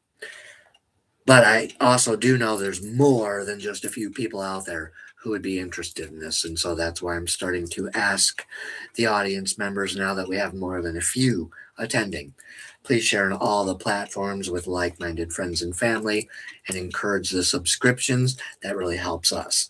Now, for those who think we're just here to make money, we are not. It takes at least 5,000 subscribers before you can even think about being monetized. All right. And we are at 96. So if you think that's my aim, it is not. I'm not a salesman. All right. But I would like to get there as soon as possible. All right. I don't want to be 70 years old by the time we hit 5,000 subscribers. That would be a little silly. So I have no doubt we'll get there. And this has been one of the most enjoyable lives we've had, actually, and probably one of the longest. So for Beltane, my friends, let's light a candle. Let's light a brand new one.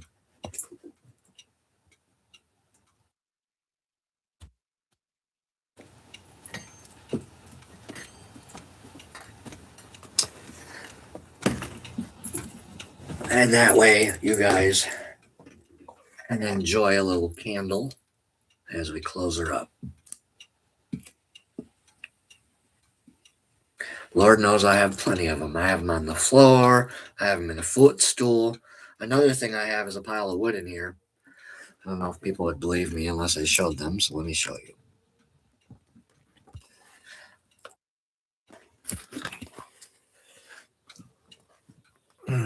Let's see if you can see it. Oh, yeah, you can. There it is. Right there. You do see it? Okay. That's because it's raining and it hasn't stopped raining, and I want it to go outside.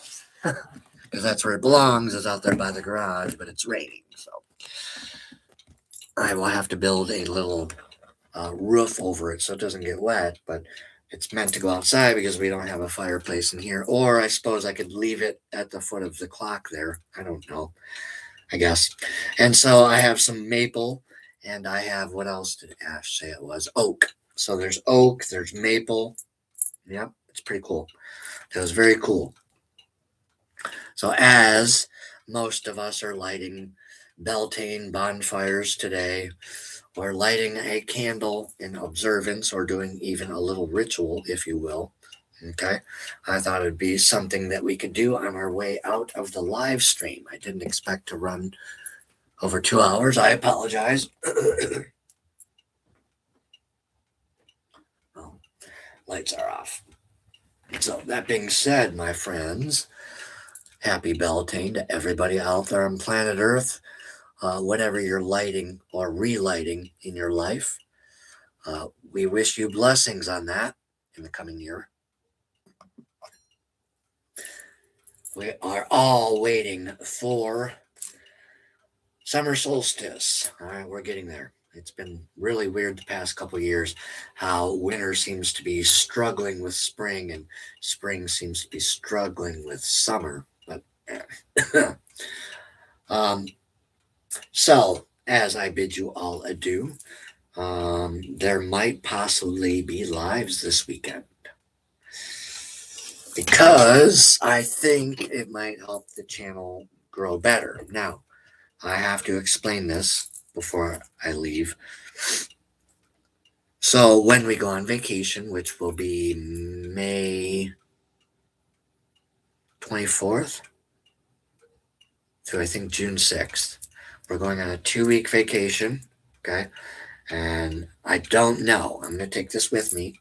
Hopefully, we can do lives at the hotel or something. I don't know about every day, but I just want you all to know that it's coming up. I want to say it on YouTube. That seems to be where most of the audience is. It's paying attention, anyways. And so that way you all know I'm going to do my best.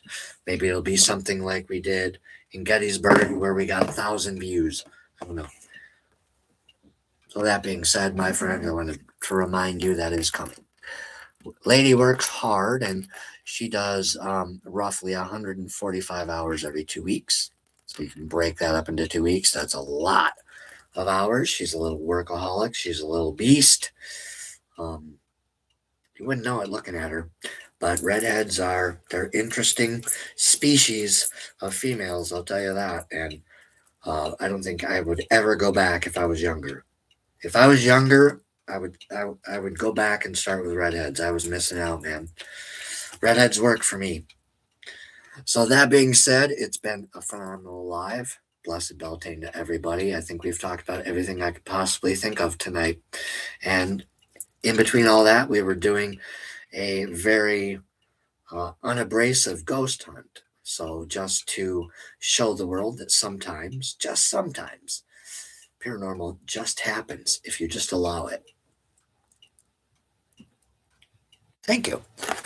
Have yourselves a beautiful evening, and in love and light. So it is said, so mote it be. I send all the well wishes and blessings out to you, friends. And we will see you possibly tomorrow. What time tomorrow, friends, would be good? How about 6 p.m. tomorrow? I'm thinking about it. So that being said, go enjoy your Beltane rituals or your bonfires outside. And we will see you tomorrow at 6 o'clock. I have no idea what we'll do, but maybe we'll start with witches, ruins, and I don't know. I'll pull something out of my mind. Have yourselves a beautiful evening. Thank you for hunting along with us. And remember, here at Paranormal Witchcraft LLC, this is the channel where we approach the paranormal differently. Love you all.